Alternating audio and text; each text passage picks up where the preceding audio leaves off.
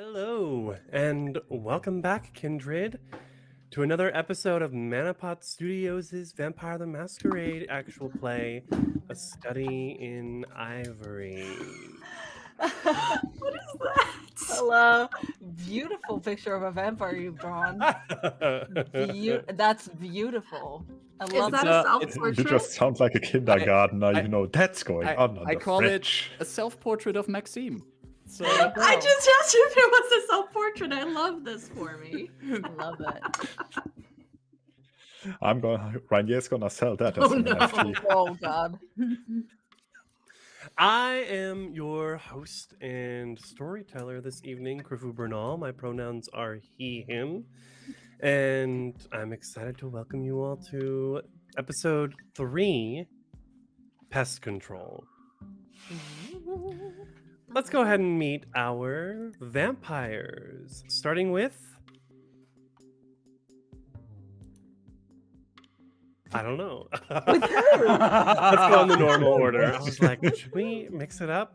Starting with Marcus.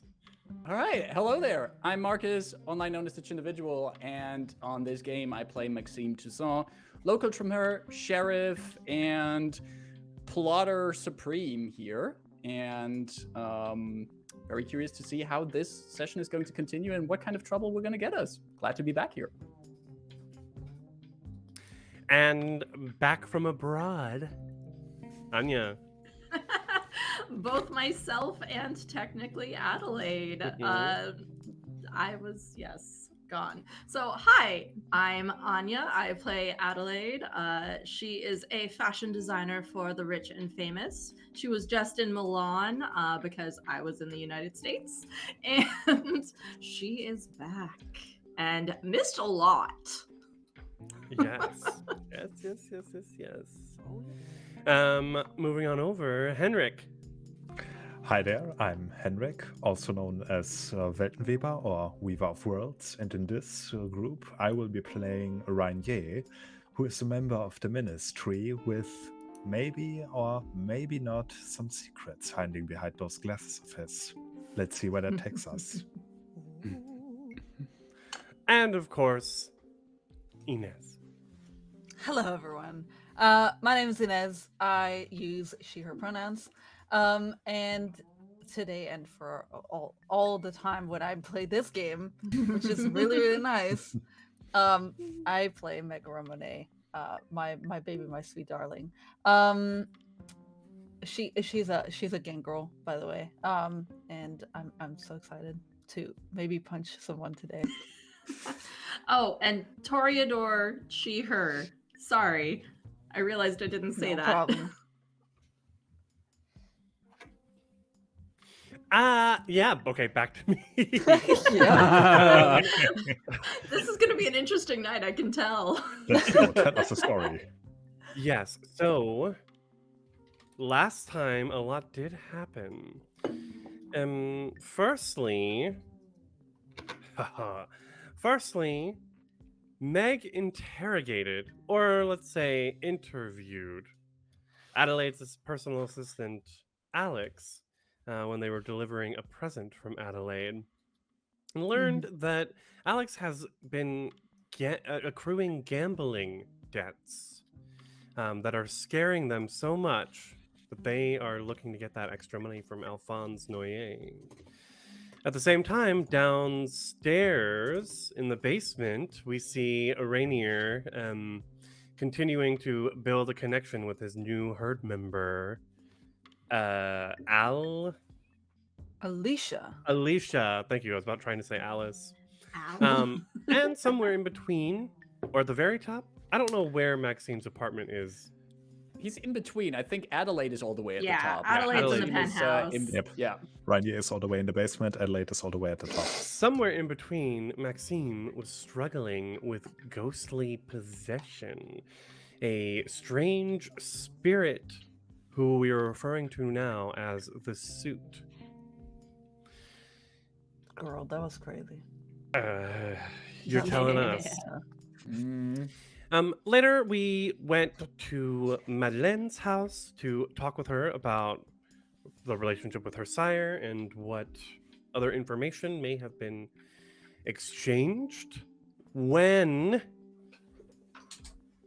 we discovered that her house had been bugged and that whoever had done the bugging was listening in on this conversation, or at least at the very least will have heard it by the time it gets to us. Meanwhile, Rainier went to meet with a potential new partner, a Luisa Gravano, who has been supplying Jean with the drugs that he has been peddling for the last 6 months in Nice. And she let it slip that their main contact in Nice is, of course, Monsieur Alphonse Noyer, the man about town who seems to be making moves of which we don't quite yet understand. But before then, let's go ahead and hit the movies. Here we go.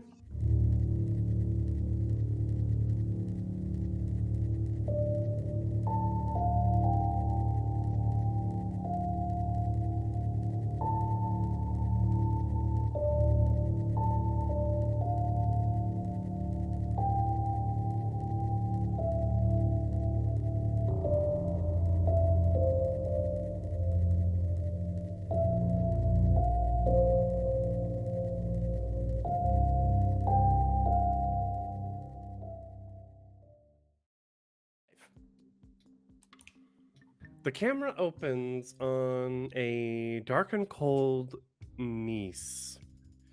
The last of the autumn storm that has been plaguing the city for the last few days and nights is finally blowing outwards to sea. When we see our beautiful apartment building in which the coterie calls their haven. And the camera goes dark. And Meg, I'm going to ask you to tell me, to describe what we see when the camera comes up again. Oh, so we're. So is this before Adelaide gets home?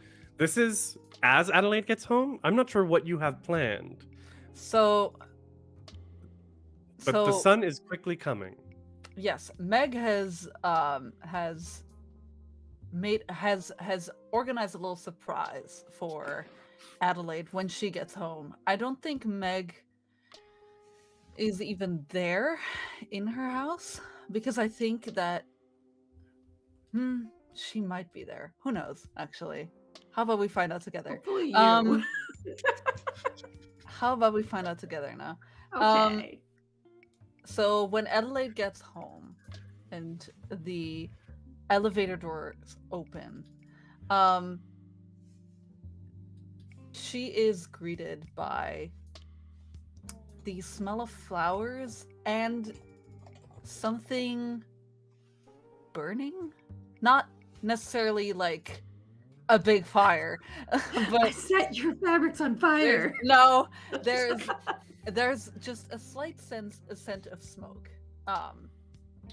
And yeah, she walks in and she sees that all around the house there are on pedestals different vases with bouquets of flowers, of her favorite flowers, that have been set up, and there is a trail of rose petals leading towards the kitchen. Okay. Interesting. The camera pans away from all of this and returns back to the person who has entered through the door. And we see Adelaide Villeneuve.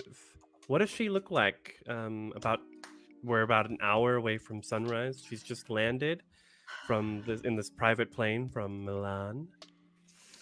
She is exhausted but pretending not to be. She has the classic full shades on at night because she just does not want to be seen by anyone. And she is wearing a beautiful traveling coat that humans would question because it looks far too thin to be warm, but she doesn't care. And it is a flowing silk all around her with intricate floral patterns woven into it. And she scans around at all of these potted hellebores and is curious. Pulls the shades down. Meg, are you here? Follows the rose petals.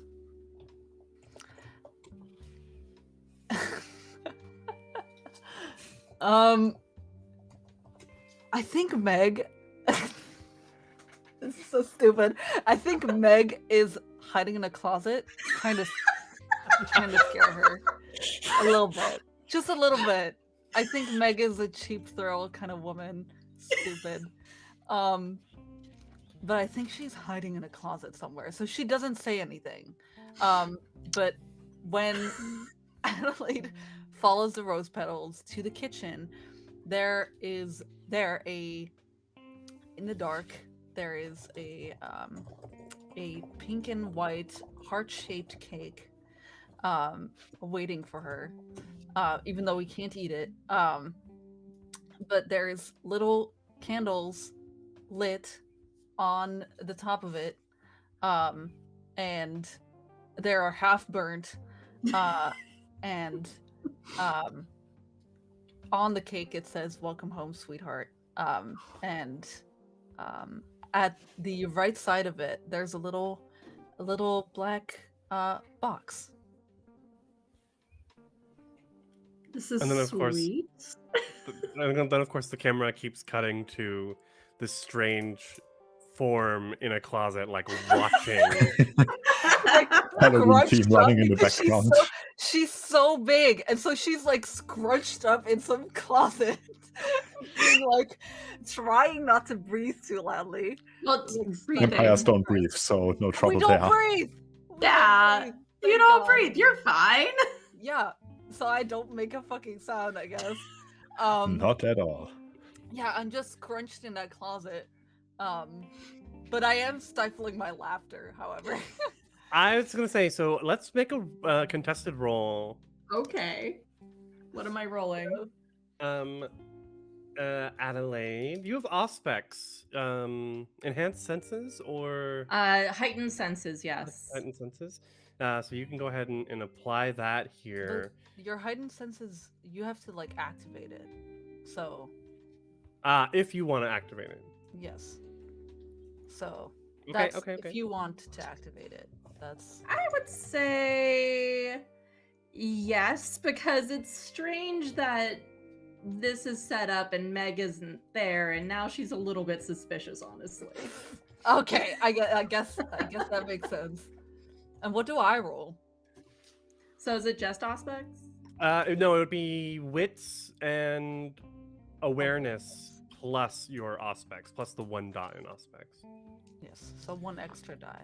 Wits and awareness. Meg, you are rolling stealth and God, dex. Damn it. This is so dumb. 2, 4, 6, 7. I have 7 dice that I'm rolling for this. So I can't even beat them, but I have 3. Well, I you hope can you roll try. really bad. What do it's contested? 6s and higher are successes. Okay, I have 4 successes. 3 of them are 9s. I can't even beat that. Is there anything that I can add? No, of course not. God damn it. Unless there's crits. No. 2 successes. Oh, Okay. Yeah. 2 So, yeah, you can hear the slight laughter, the stifling of the laughter from it's the the closet. giggle. Mhm. It's the low giggle that you can hear. Adelaide, how do you react to that? You would say that she recognizes this giggle, right? She's course. heard it. Yes. You know. Okay. She grabs the curious box and walks over in her 6-inch high heels, because she is never without her heels unless she is in her home, not being seen by anyone. And she just opens up the closet. Yeah, when you hear her walk, when you walk closer, you hear her stop her giggling all at once because she hears you walk closer and she's like, "Oh fuck, no, she knows I'm here." And so you open the closet, and there she is, scorched up in there. Surprise! So, Meg, can you describe who we see? In this stupid position, there is a. I keep forgetting her height. It's 6'2" or something. It's tall. Very Yeah, tall, 6 and something. Adelaide is almost your height in her 6-inch heels. Yeah, so it's like 6'2" ish. That's how tall she is. She has like auburn, like ginger-ish or like reddish colored curls that are all like swooped to one side. It's like a mane of curls. And she wears this kind of makeup to enhance her fully cat-like eyes. And she has some pointy teeth as well. And she's wearing the suit that she got from Adelaide, which is this, but it has like a geometric pattern in it, and the tie matches it, and there's like a tie clip on it. It's really, really cool. A tie pin. A tie I was pin. just about to say Got it's a it. type hit. Yeah, Pin. it's slightly different. Yes. And yeah, she wears some like spiky jewelry, and yeah, just a full suit and dress shoes. And she's scrunched up in that closet, and you open, and she goes, "Ta-da!" What are you doing in my closet? I was trying to scare you. I'm sorry. I'm a cheap thrills person. You should have known. I'm sorry.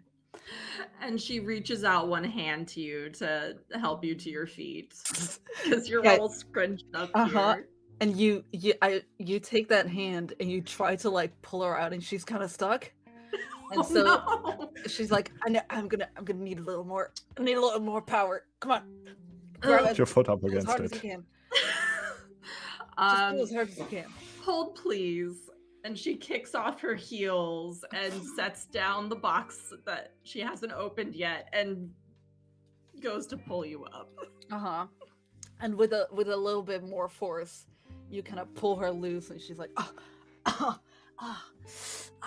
okay. How long have you been in there? Just about 30 minutes, I think. Okay. Sorry, my bad. Hi. Because now you're taller than her significantly. Hi, welcome home.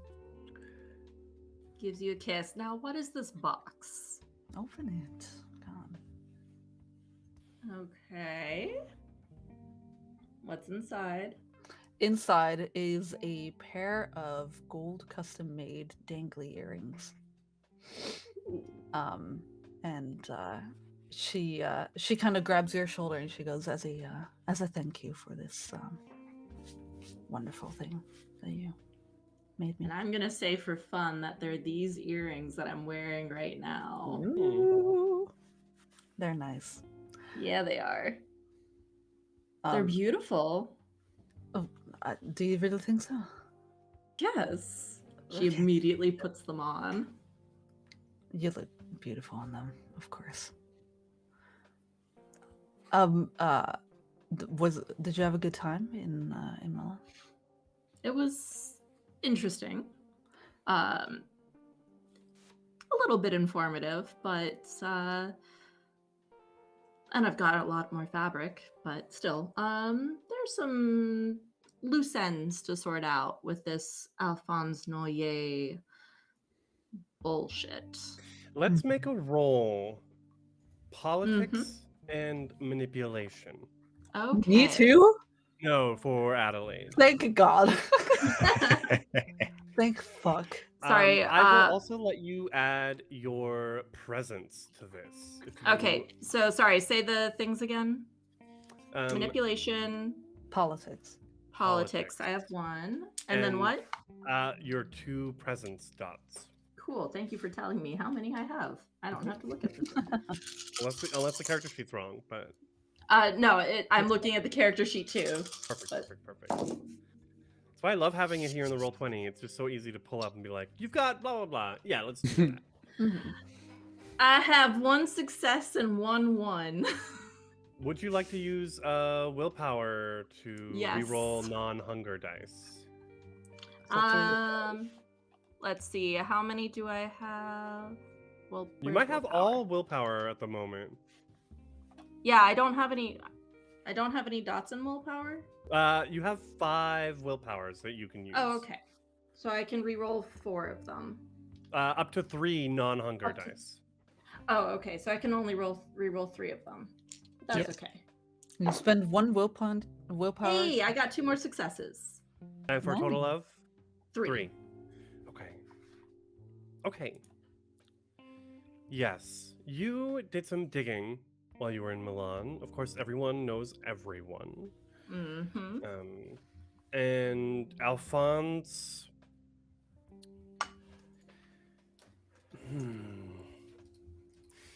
So Alphonse, let's pull back the curtain a little bit. Alphonse is a potentially fatal enemy to Adelaide, specifically her career. At the same time, Alphonse is one of her touchstones. He makes her feel human. What is it that Alphonse does exactly? As far as Adelaide knows. Yeah.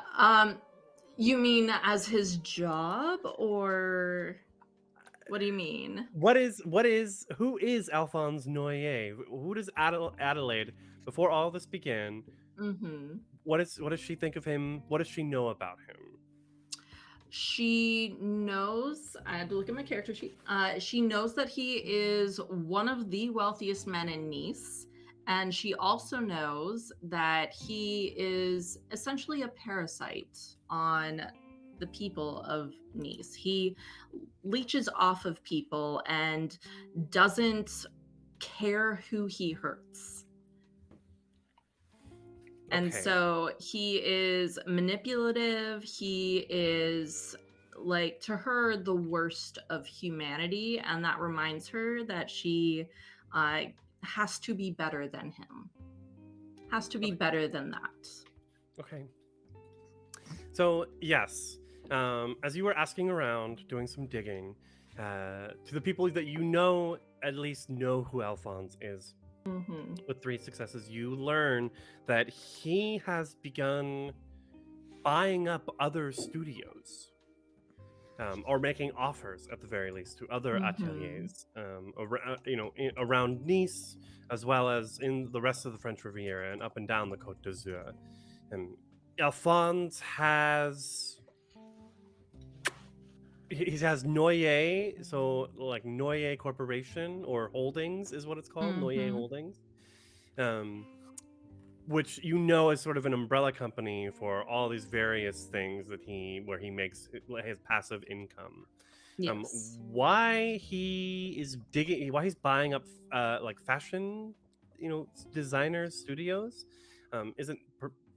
people don't really know. They assume he's making moves. They assume he's looking to,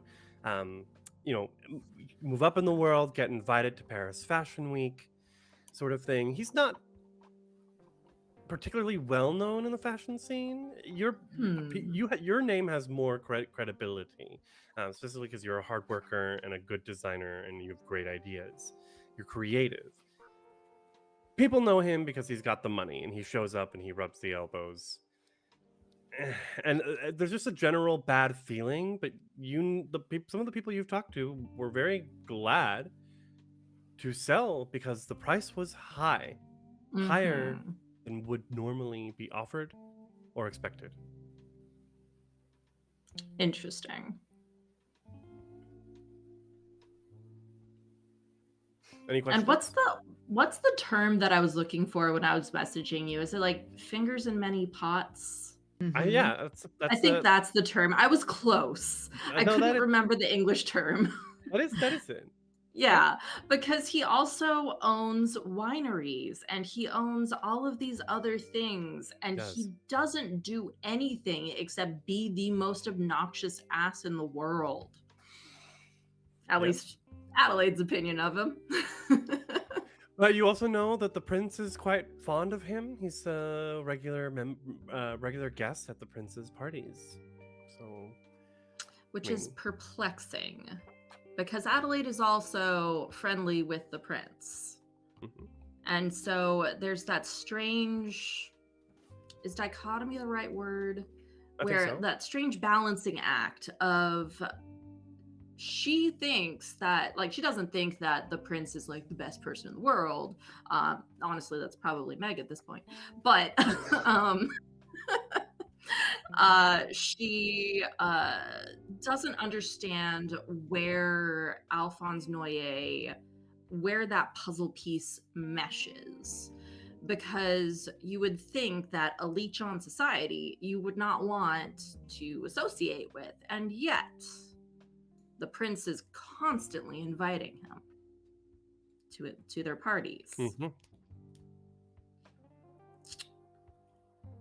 And she wants to pick at that and figure it out. Okay. So, yeah, come back into the scene a little bit. Adelaide just said that she has learned some information while in Milan. Okay. I mean, that's a good thing, no? Good and perplexing. I can't quite put my finger on it. There's something that I'm missing, and I need more. I need more information. What? What was that for? Well, you need more information. We can go get it, no? Well, if we can find the right people, yes. We can Has find them. Has anything happened while I was gone? Well, I had a talk with Alex first. You didn't kill them, did you? I need them still. Please, I would not kill them. I just scared the shit out of him. Don't worry. Oh, okay. I'm perfectly fine with that. Okay, so what is happening exactly with Alex at the moment? Gambling debt. And why didn't they think they could just come to me? They could have told me that. That's what I said. I don't know why that was such a big deal. But that's why they are so interested in the deal with Alphonse, which of course I told them that we would never go through with, you know. So did they say how much?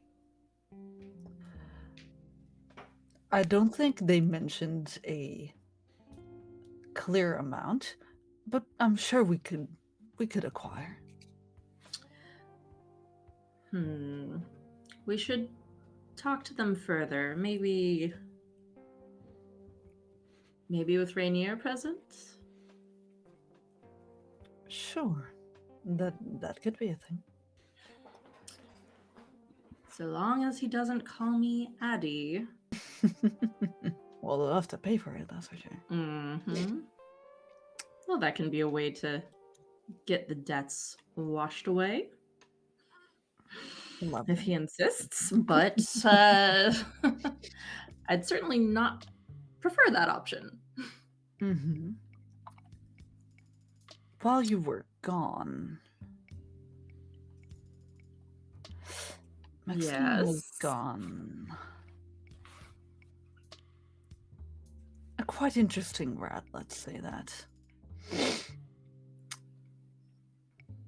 First of all, he called a meeting with all of us at my house, of course. I mean, okay. There's something's off. Something don't- what? I don't know what exactly, but he went some kind of berserk. Some kind of haywire. There was something going on in there that I didn't really understand. However, I know that it needs to be solved.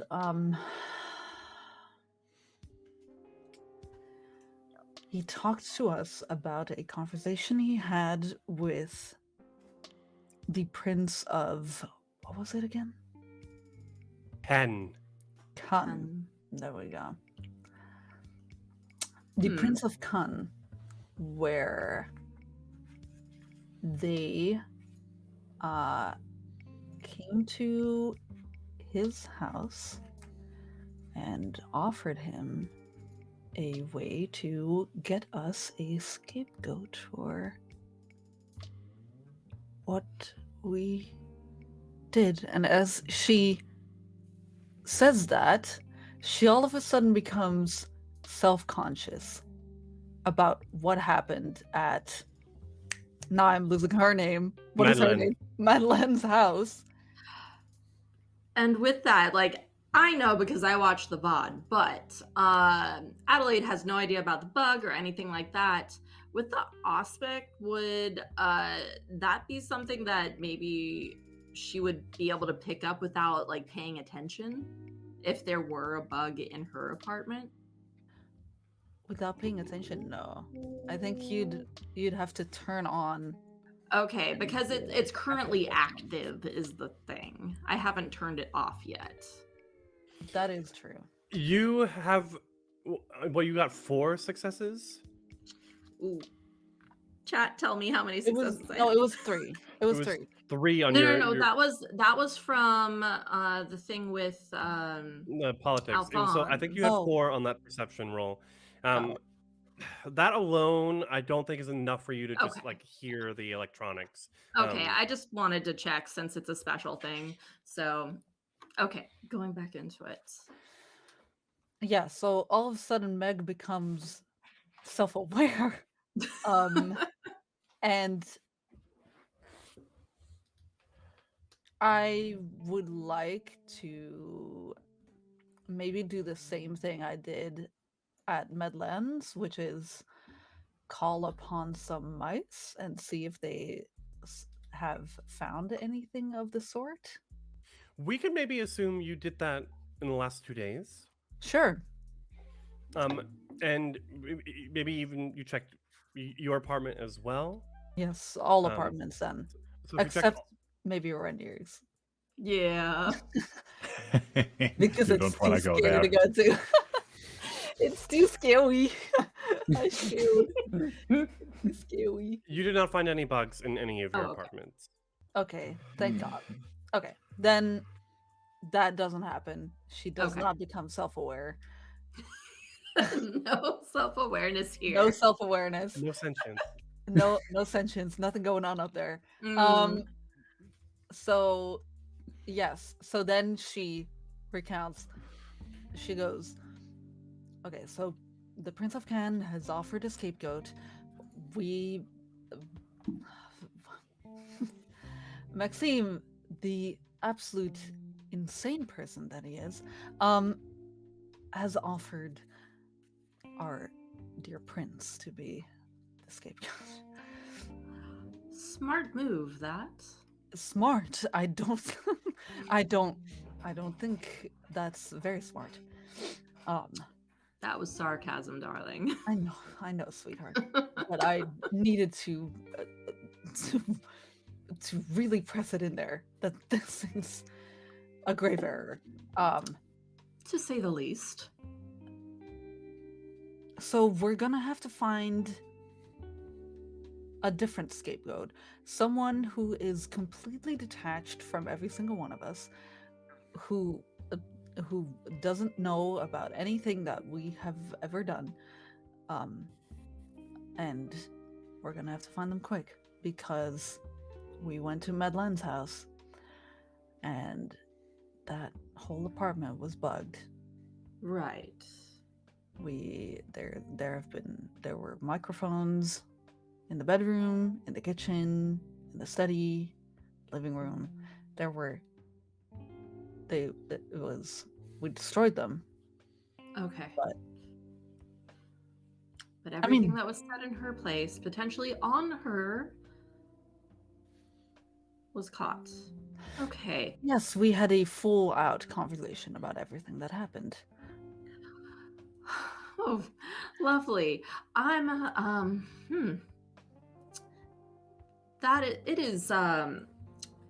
it is getting early. Yes. Yes. How would vampires say that? And this is a lot to think about. I think that Meg will take your hand and squeeze it a little bit, and Mhm. she goes, "You don't have to worry about it now. It's something to worry about for sure, but you're home." Yes. You're wearing my suit. I am. She creases down the lapels. It looks good on you. I knew it would. Thank you. I think it looks very good as well. Thank you. I think I will keep the hand, Mhm. and then I'll lead her towards the bedroom so that we can sleep. Mhm. Okay, And I think that's it. so we'll And- face black as the sun rises over Nice. The first blue sky the city has seen in several days. It's still cool, but you can tell that the people of the city are glad to get out and about into the streets once more. But of course, as the world revolves, we see the sunset once more. I need everyone to make a rouse check as they rouse the blood to try and wake up. I know some of us are at pretty high hunger. I will also say that the three people who were here last time, go ahead and recover 1 willpower. I didn't even spend any, I think. Okay, there you go. That's nice. I hope I fail this. God damn it. Yeah, So I'm getting a bit remind hungry. me, because I haven't done this in a while. What do I do for the rouse check? So rouse check is just 1 die to see Okay. if your hunger goes up. Okay. 6 or higher, it's a success. Your hunger does not go up. Okay, I got a 9. I'm good. You should have 1 hunger die though, unless you've killed someone recently. At least 1 hunger die. Yeah. Maxine? Staying at 3 for now. For Okay. now. No one gets hungrier. I think I I Rainier is wish I getting up. did. Rainier got hungrier. What are you at, Rainier? Peckish. How much That's hunger 200, do you have? right? I'm at 2 now, so Okay. it's still okay. It's still okay. I wish I was hungry. I want to have Um, a scene again so bad. Instead of role playing out sort of the waking up stuff, let's fast forward a little bit into the night. What, Maxime or Rainier, what do you have planned this evening? I actually have a little scene with Rainier in mind, if he doesn't mind. I don't. I just want to say that, of course, Rainier will have swooped his own apartment for bugs and anything. So, Mhm. Um, And yeah, no bugs in any apartments. So, alright. in this scene, we basically see the shot opening of with the camera actually seems to go from a lower angle, looking at Rainier and Maxime, looking up at them as they're looking into a hole, and then we see that they're looking into the hole in the floorboard of Maxime, and they're looking at that bag of cocaine that's underneath the floorboard, and Maxime stands there, has his hands in his pockets, and he just looks at it, and then asks Rainier, Can you use that in any way? Rainier will at first take a look at it. So do I have to roll, or can Rainier just, see that it's cocaine because he's dealt with so much of it? Yeah, roll for drugs. No, Roll I for think drugs. I think Renier, you take a look at it. It is a very large amount, but it is not large enough that someone who knows at least would be planning on selling it. It is a stockpile intended for personal use. All right. So, Rainier does a bit of a show with it, takes some out, rubs it between his fingers, gets some of his gums. Let's see here. Flowery. Hint of almonds, actually. That's Colombia. I'm going to say Choco. No, that's from the Huila province. Central sub-region, I think. I'd say 1970. No, I'm just fucking with you. It's cocaine.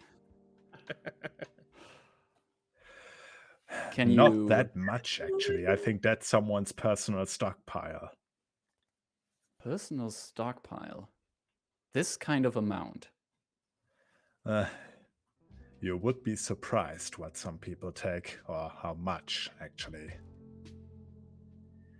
Still, if you don't have use for it, I'm sure I'm gonna find someone. I certainly don't need it lying around here. If you can move it, get it somewhere else, that would be much appreciated. Everything for you. And he, takes it, intent on selling it later. He will surely find someone who's gonna take that from him. Rainier would also see that in that same hole, there's also still that hatchet in there. So it's basically the bag of cocaine, the hatchet, and there was something else. I think I forgot there was some other object in there as well. The money, and I will say it is not a hatchet. It is an axe. It's an actual axe. It's an actual full-blown. I'm underselling it here. This is an axe, not a hatchet. A hatchet's about half the size of an axe. Right. This is a full-blown axe, and a lot of it was Swiss currency, right? It was Swiss francs. That's in there. Swiss francs. Yeah.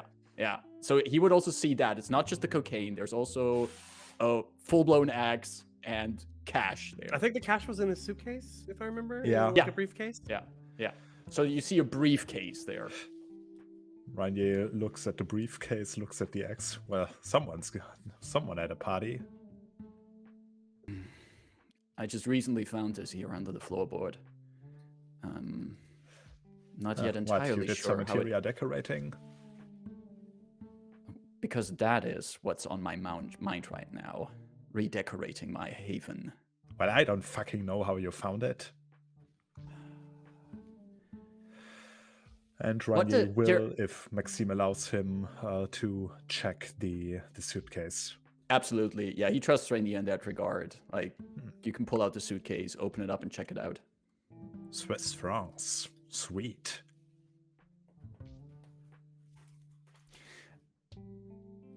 Rainier, I know not much about your clan. Believe me, if you did, you wouldn't talk to me like that. But I think I heard that the ministry is also quite occult versed. We have some scholars amongst our rank, yes. You don't happen to be a scholar of that, I assume? What, drugs? No. The occult. No, I am not. Not really my cup of tea, I tried studying it. I have a major in theology, did you know that? But, never really got on to me, really. All right, then. Why you ask? Don't bother. I think I do have a better conversation topic then. The bugs. Yes. So I'm assuming you told him about this in the downtime? Absolutely. Yeah. Yes. So, you know I could have backtraced them, right? Bet you could.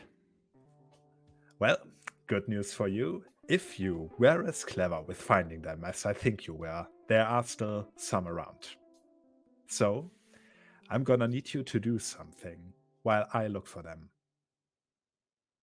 What is it exactly that I have need to you do? to look for them. And I don't mean really look for them. I mean, I need you to be in there, make some noise, but not too much, and act like you are looking for them and not finding them. You know, Rainier told us there must be some around here. Make some noise, distract them while I try to find some and try to backtrace them. You see Maxime listen to that, and he is sometimes just like glancing over into one of the rooms in his apartment, because since it was Madeline's apartment that was bogged, we actually took her with us, if I remember correctly, and she's been staying at Maxime's place for now, unless she found some other kind of place. But he looks over into one of the other rooms. Could be pretty plausible to go back there, see if there's any more bugs that we didn't get. Exactly. Honestly, it would be far more suspicious if you didn't go back. Do you gotta be around the place? Do you gotta be nearby?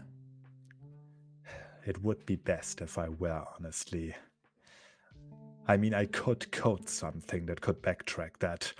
Problem is, a program can only do what I tell it to, and if I, on the fly realize that I forgot something, then I would need to get you back, and so on and so on and so on. It's much better if I'm there. I'm gonna grab my laptop, try to write some program on the fly that tries to backtrace it. We need to know where it goes to. Clearly. It's not like it's gonna pop up with a name, but at least we know where the people are that have installed this. Correct. Who is exactly, or where they are, can already help us to at least take care of this. How about we check in with Megra and Adelaide? My See if we thoughts can- exactly. Plus, I can- wanna check something else while I'm there.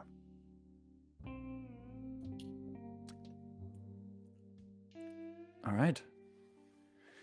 He Well, covers go up, then. like he puts back in the floorboard, like to fix the flooring, and then he joins Rainier to heading to Adelaide's or Megara's, wherever we can like have a quick team huddle.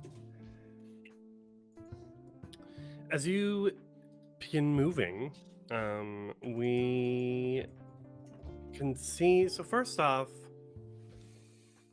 what does Maxime look like as he's like following Rainier over to, let's say, Adelaide's apartment? He's still wearing the same dark turtleneck, but I mean, vampires never look entirely healthy. Like, there's always like a bit of a pale skin to them, cold hands.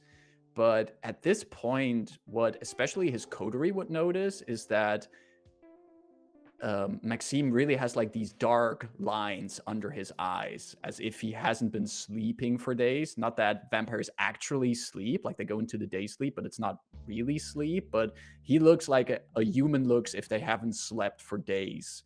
And there's also, his eyes are a bit, it's almost as if a little bit of color went away from his eyes. He looks terribly exhausted. And his coterie would also know that that's kind of an indication if he hasn't been feeding for a while. And that is visible next to his usual presence of dark turtleneck, short, messy, dark hair, and yeah, very average size. And this is a sharp difference from what Adelaide left. Like, it is drastic, like, completely. It Flip would the be switch. especially Adelaide with like 2 nights gone would Yeah. would notice that especially. Yeah. The elevator door opens and we can see Renier opening it. What does Renier look like? Well, Renier is also a bit pale, but he looks not like he's tired, more like he's been partying all night. You know, he's a bit chubby, wears very hipsterish clothes, sunglasses, most of the time has a beaming smile, a mess of frizzy hair he tries to tie into a ponytail, big red beard.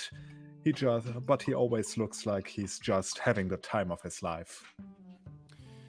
And as the two of you step into the elevator, we see the sort of elevator door like the gate close as the two of you are standing in there. But all of a sudden there is a third person standing there behind the two of you. One that Renier doesn't notice at all because he is a ghost. This is the suit standing there, wearing if I remember correctly, sort of like a gray pinstripe suit. Right. Yeah. Yeah. With dark hair that's been slicked back. He puts his arm around Maxime's shoulder, and so only Maxime can hear this because he's speaking as he's writing in the back of your mind, essentially. Now this guy I like. I can't believe you're just giving away my stash like that. But hey, party's a party, and we're gonna go hang out with some babes, right? Yeah, get some girls in and get this night started. What do you think, huh? Your tone is despicable. Are you saying that so that Renier can hear it? Can I communicate like telepathically with this ghost, or do I still have to like speak it out? That's a great question. We haven't answered that yet.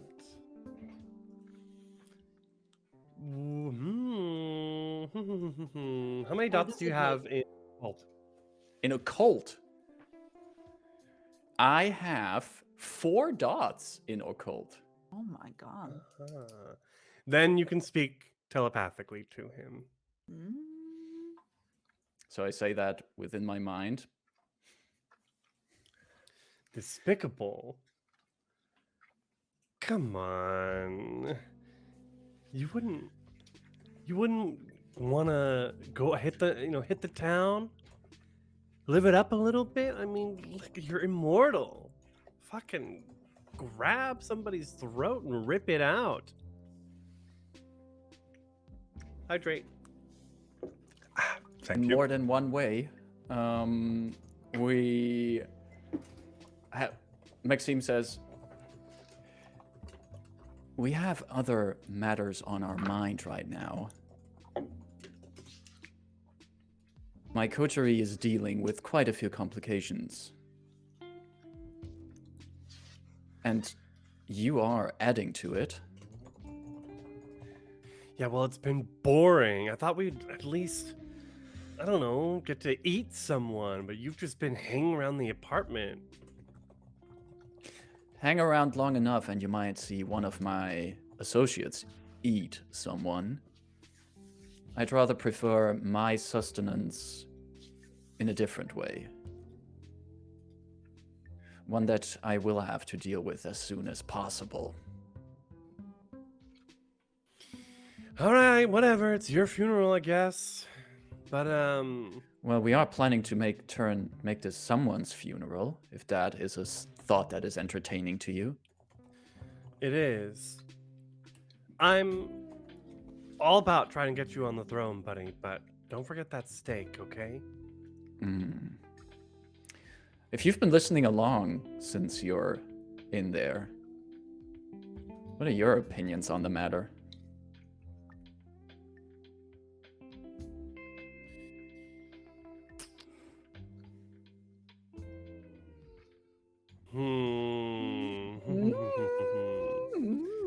The elevator rings, or dings, rather.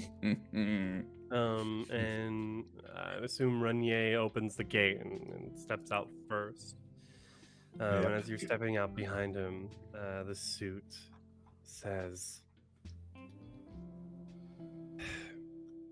I'd start by getting that girl out of your apartment. She's definitely a... what's the word? A liability? Thank you. She's definitely a liability. And then his voice fades and his form fades. As the two of you stand in the penthouse. And Maxime, as the ghost fades, Maxime just mumbles to himself quietly, or a scapegoat, and steps out. You say something, Maxime? Just thinking. Fair enough. Fucking quite literally. Jesus. Oh. I hate that man. I hate him. I hate him. Which Get him one? out. Which Get out one? of his- He's the man. Which one? Which one? Man, what man? That's no man in the closet. What? Yeah. Oh, man. You know, we're just gonna go party with some babes, a little pregame. Ew! So gross. No. I do think. So I think. Well, I don't know if we've put a day, like a day of the week, on. But I feel like No. that was like a long weekend in Milan. So let's put this at Tuesday morning or Tuesday evening rather. Yeah. Tuesday. Sure. November. Must be Tuesday. It's Tuesday, isn't it? See, I went Buffy. Not bad. Okay. Okay, you step into the apartment. Adelaide and Meg are there. Mm-hmm. I think we are lounging. Yep. Lounge. Because I have, so when you step out, there's the grand piano front and center, and just beyond that is the semi-sunken living room that is just lush couches and everything, very cozy. And so we're probably just curled up with one another on the couch, just chilling. Yeah, y'all came in while I gave her a bunch of kisses on the forehead. That's crazy. And Meg is like wearing her pants, and then the shirt is like completely unbuttoned with her sports bra showing, because she's like, you know, I'm at home, you know, I'm a Mhm. second girl who actually doesn't need to wear clothing, but you know, or doesn't want to. But they come in, I guess, and Maxime walks over to the piano, sees Adelaide and Megara, and just sits down, lingers a finger over one of the piano buttons, and then just plays a single note like ding. oh, Maxime, wow, That, Bravo, da capo, masterful. Adelaide immediately gets up, and oh god, I always have to describe fashion things now. Oh no! Oh, no, He's woe wearing is you. a low cut shirt that like plummets down almost to her belly button, and it is, you don't know how it's held in place, but it is. And she is wearing wedges today because she's feeling the vibes of wedge heels and like those long flowing pants that like the pants legs are this wide, you know. And so she immediately walks over to Maxime because she eyes him, hears that singular note, and is just like hands on the piano, like on the top of it, whatever. I don't know piano terminology. Neither does she. She doesn't play the piano. And she puts her hands on the lid of the piano and just looks at Maxime. Maxime, as not a fan of eye contact, just stares at the piano keys. But he feels Adelaide's gaze. Like, I'm imagining it's like a very intense gaze. It is. And Maxime just, after letting that gaze burn for a while, still staring at the keys, says, "Good to see you back home, Adelaide." Interesting to be back. Look at me. Ding! Another note. Maxime. He looks up, and you can he briefly looks at in your face, and you can really see the exhaustion on his face. Mm-hmm. When did you last eat?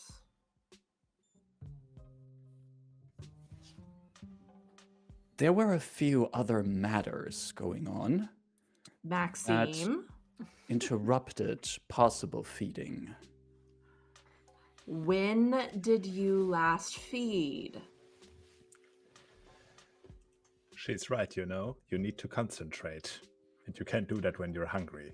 Yeah, Megara walks over and she goes, "Yeah, you look terrible." You don't feed, you make very rash decisions, Maxime. Things that affect all of us. I'm assume Megara has been updating you on the situation. I have no idea what you're talking about. It's not just that. You need to be fighting fit for anything. If you are not feeding, you cannot function. The fridge is empty right now. So find more bags.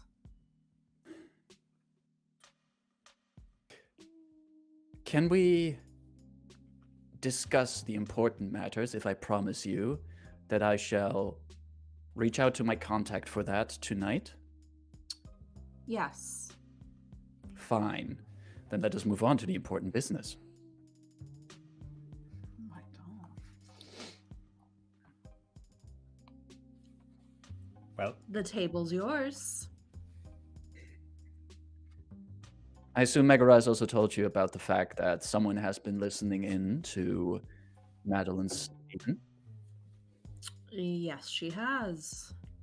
Did she also was- update you on the matter that Madeline has informed the Prince of Cannes and that there is a non-zero chance that other princes along the coast also know of what we did? I am aware. She is a problem. She is in my haven.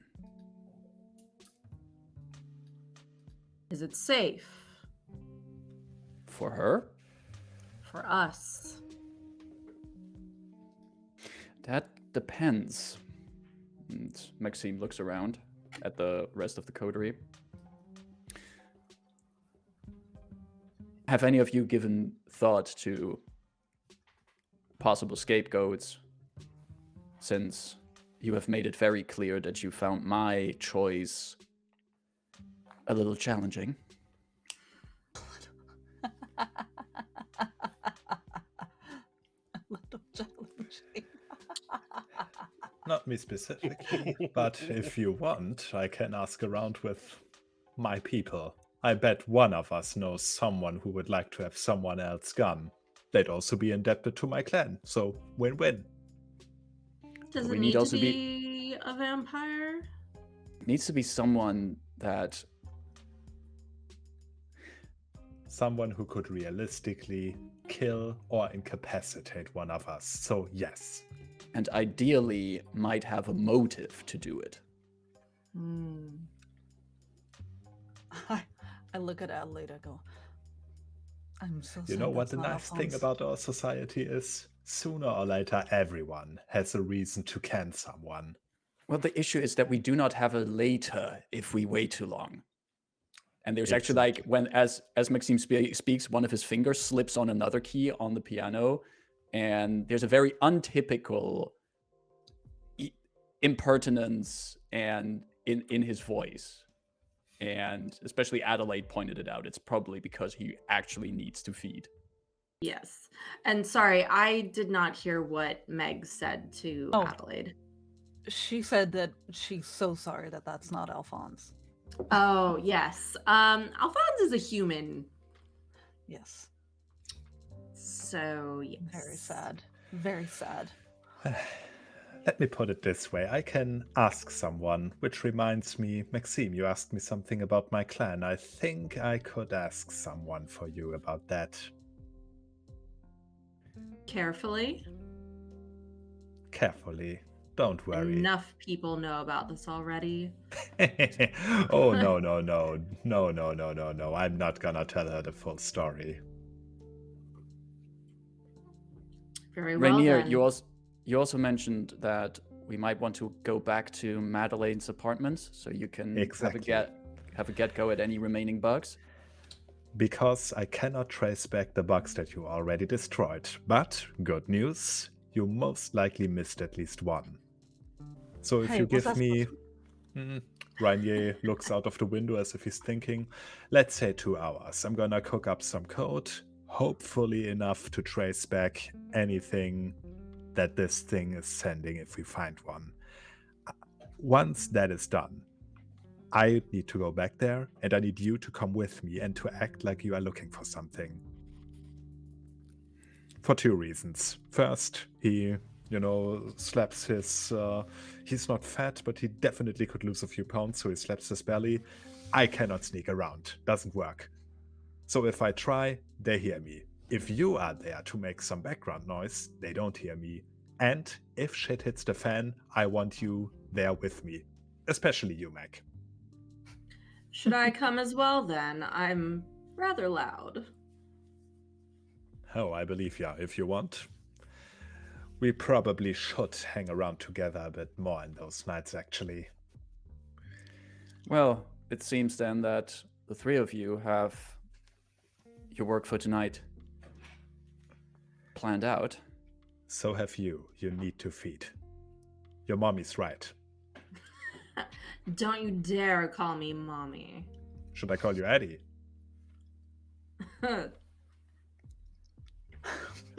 She holds out her hand expectantly. Rainier gets out 10 euros and just...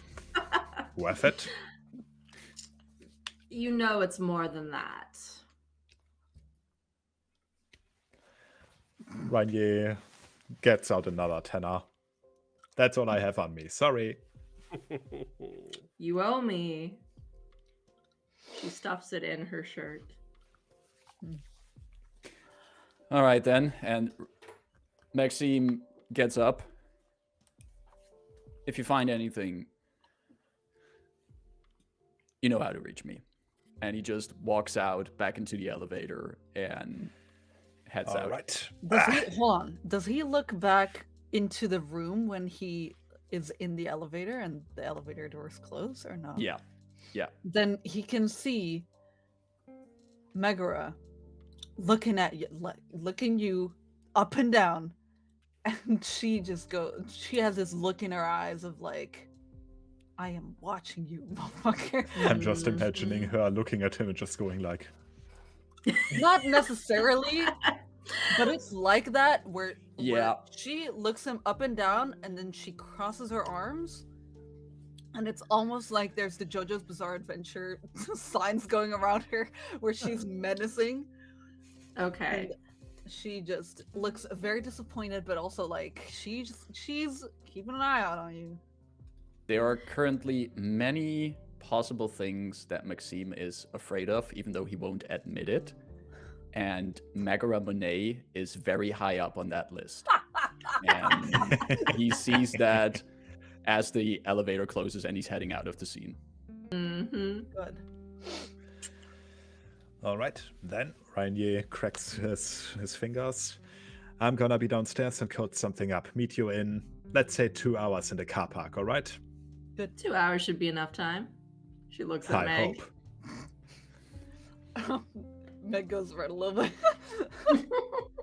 I mean, I can't talk for you two, but I got Stack Overflow and a lot of time on my hands. And with that, Rainier takes the other elevator down. Beautiful. the other. There's only one. There's only one Then Then he's elevator. gonna wait. You have to wait like this. And with that, Awkward sayonara. pause.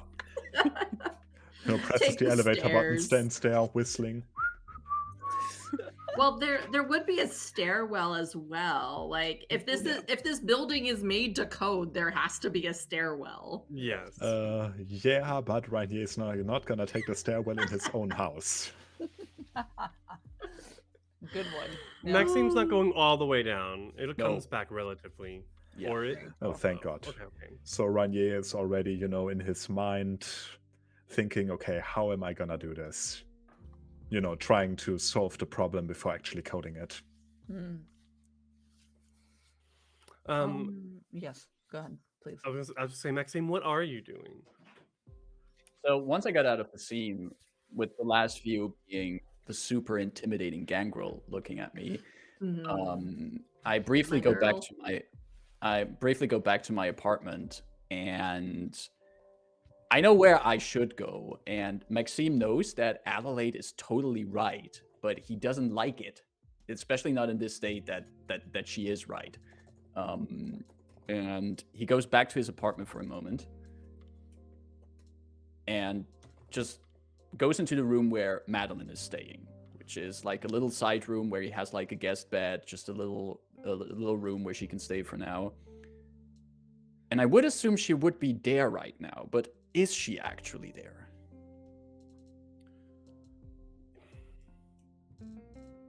Yes, she's there. Okay. Maxime just steps into the room and, not even looking at whatever Madeline is doing in this moment, he just says, I will be gone for a little while. Need to take care of a little bit of business.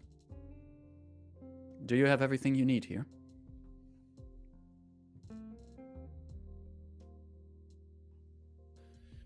So we see Madeline. She's I imagine that she's probably sitting on the bed up in up, it's up against the wall, so she's sitting up against the wall on top of the bed reading some books that she's borrowed from you or has been perusing through your library. I'm gonna make a roll for Madeline. Cool. Firstly, I'm gonna make a rouse check. Mm. Okay, so she is not gaining any extra hunger. Mm-hmm. Because if you're not feeding, she's not feeding. At least in the last 2 days. Makes sense. And now I'm thinking.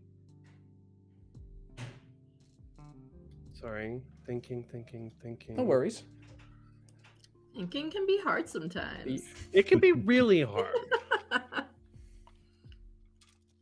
Sometimes the storyteller engine needs some more loading time. It's normal. So we see Madeline. She is a young woman with wavy dark hair and I think I always forget the descriptions I have for people. Whatever. People can change. We can recast them from every episode. It's Wavy fine. short hair with a tanned skin tone. Funnily enough, probably wearing sweats. I mean, she hasn't been going anywhere. Right. It's comfortable. They're obviously very nice looking business sweats. But yeah, so she's sitting there and she just kind of looks at you. Pardonnez-moi. What is it you just asked me?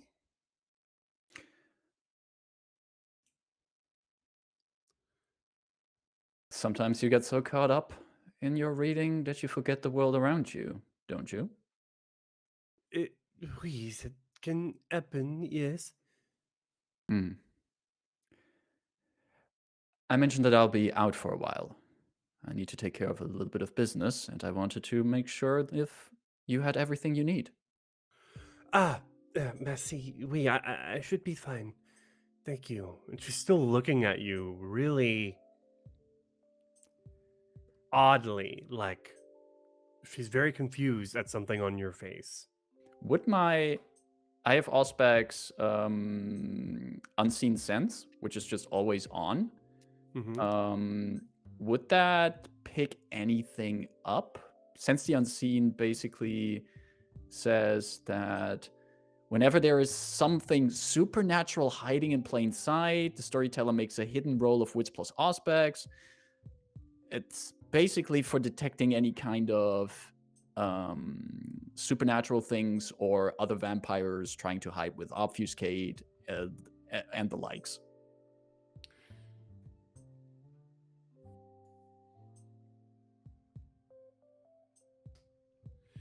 Roll for me, please. Resolve plus aspects. Resolve plus aspects. Resolve. And I have 1 dot in aspects.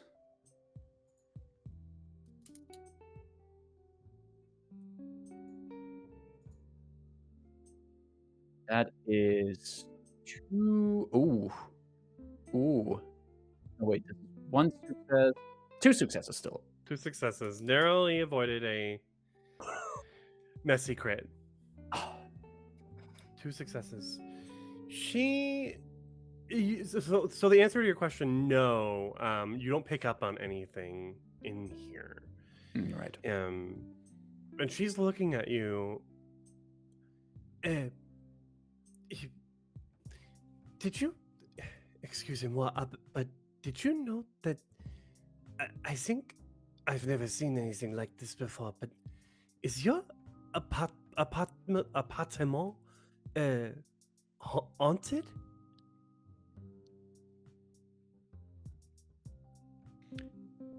He's actually intrigued by the fact that she realizes that. And he's moving over to her and sits down on the bed next to her. What if it was?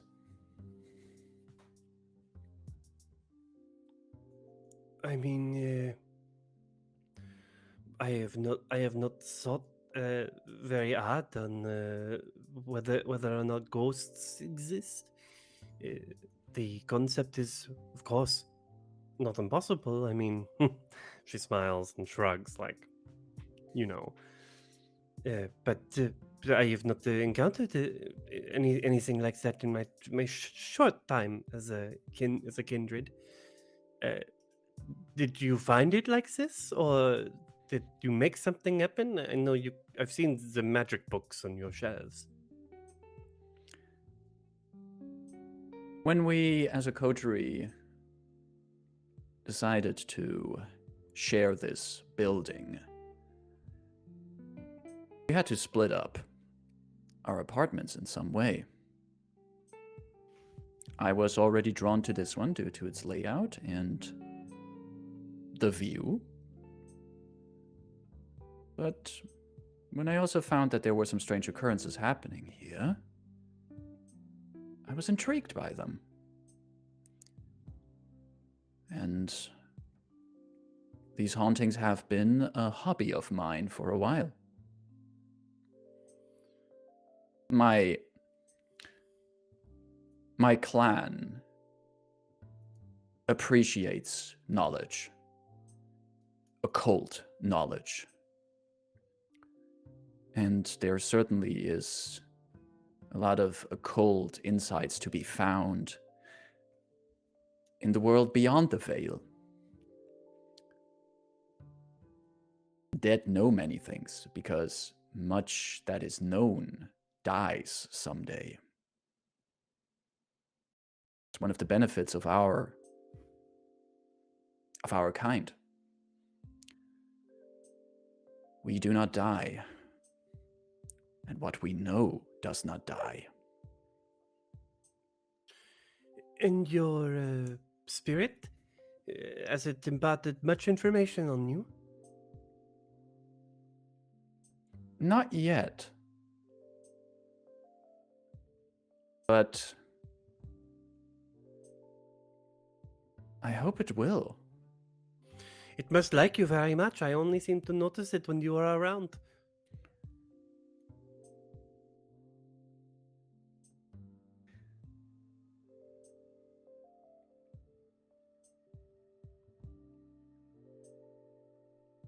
How does the current situation make you feel, Madeline? Well, it is not ideal. Um, I have not. I have not been able to explain to Richard that the situation. I've not been able to update him. Um,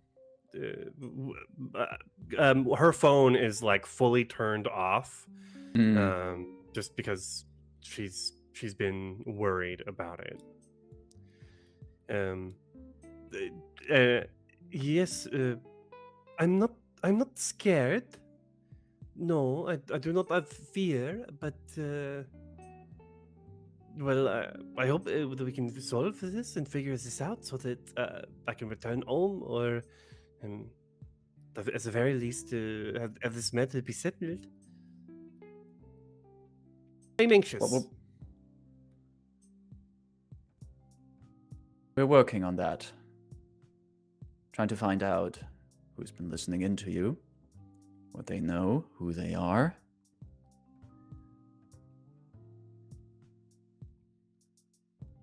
I am sorry that you have been involved in this like this. But I fear that it is sometimes that also is part of our how we are, we kindred. She pats your hand. Maxime, you have always been kind to me since I first arrived here in Nice a few months ago. I appreciate all that you have done, and I trust, as sheriff, that you will do all you can to keep all the kindred of Nice and the Côte d'Azur safe. And she smiles.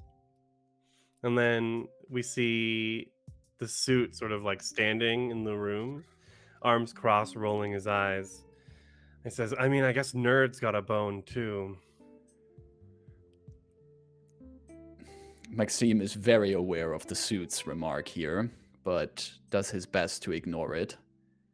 And he notices Madeline putting a hand on his. And he says, he is about to say something, but then instead he carefully removes the hand, gets up, and says,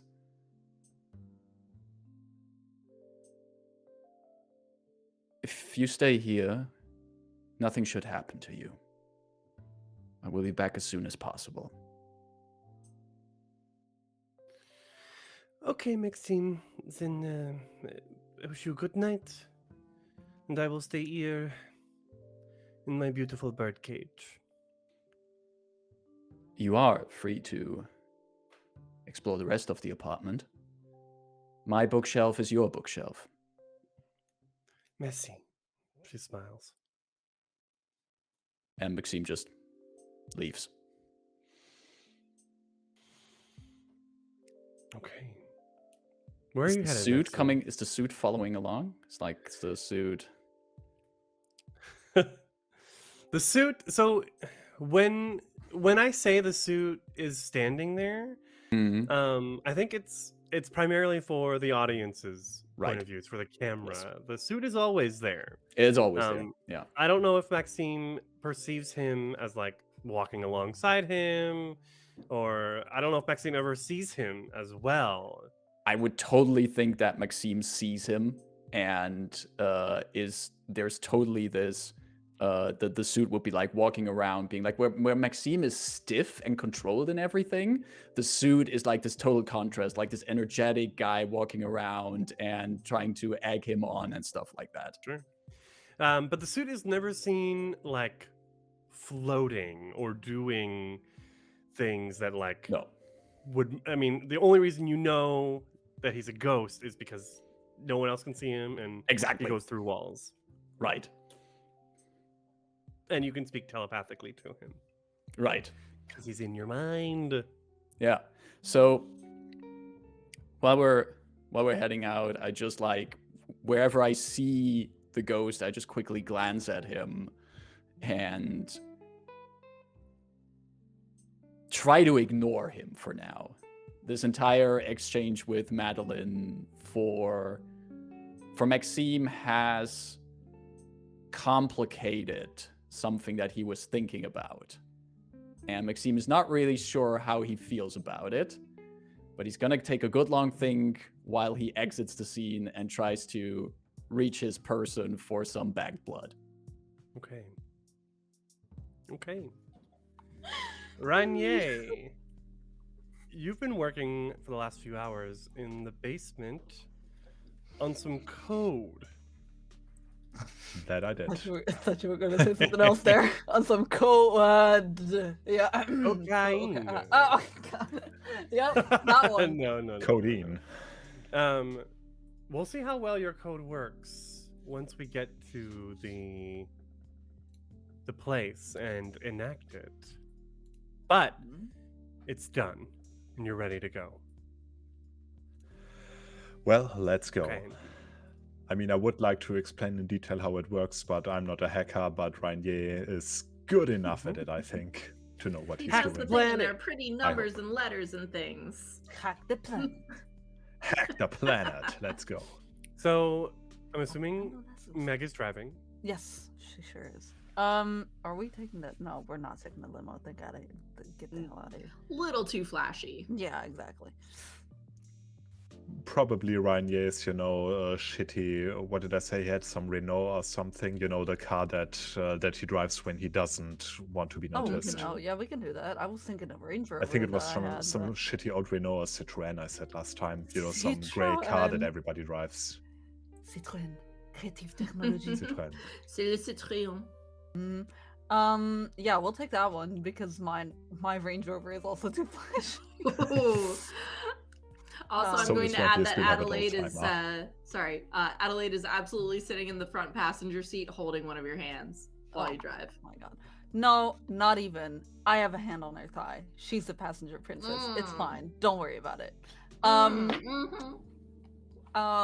Yeah, we'll drive to the place. I know the way, I presume.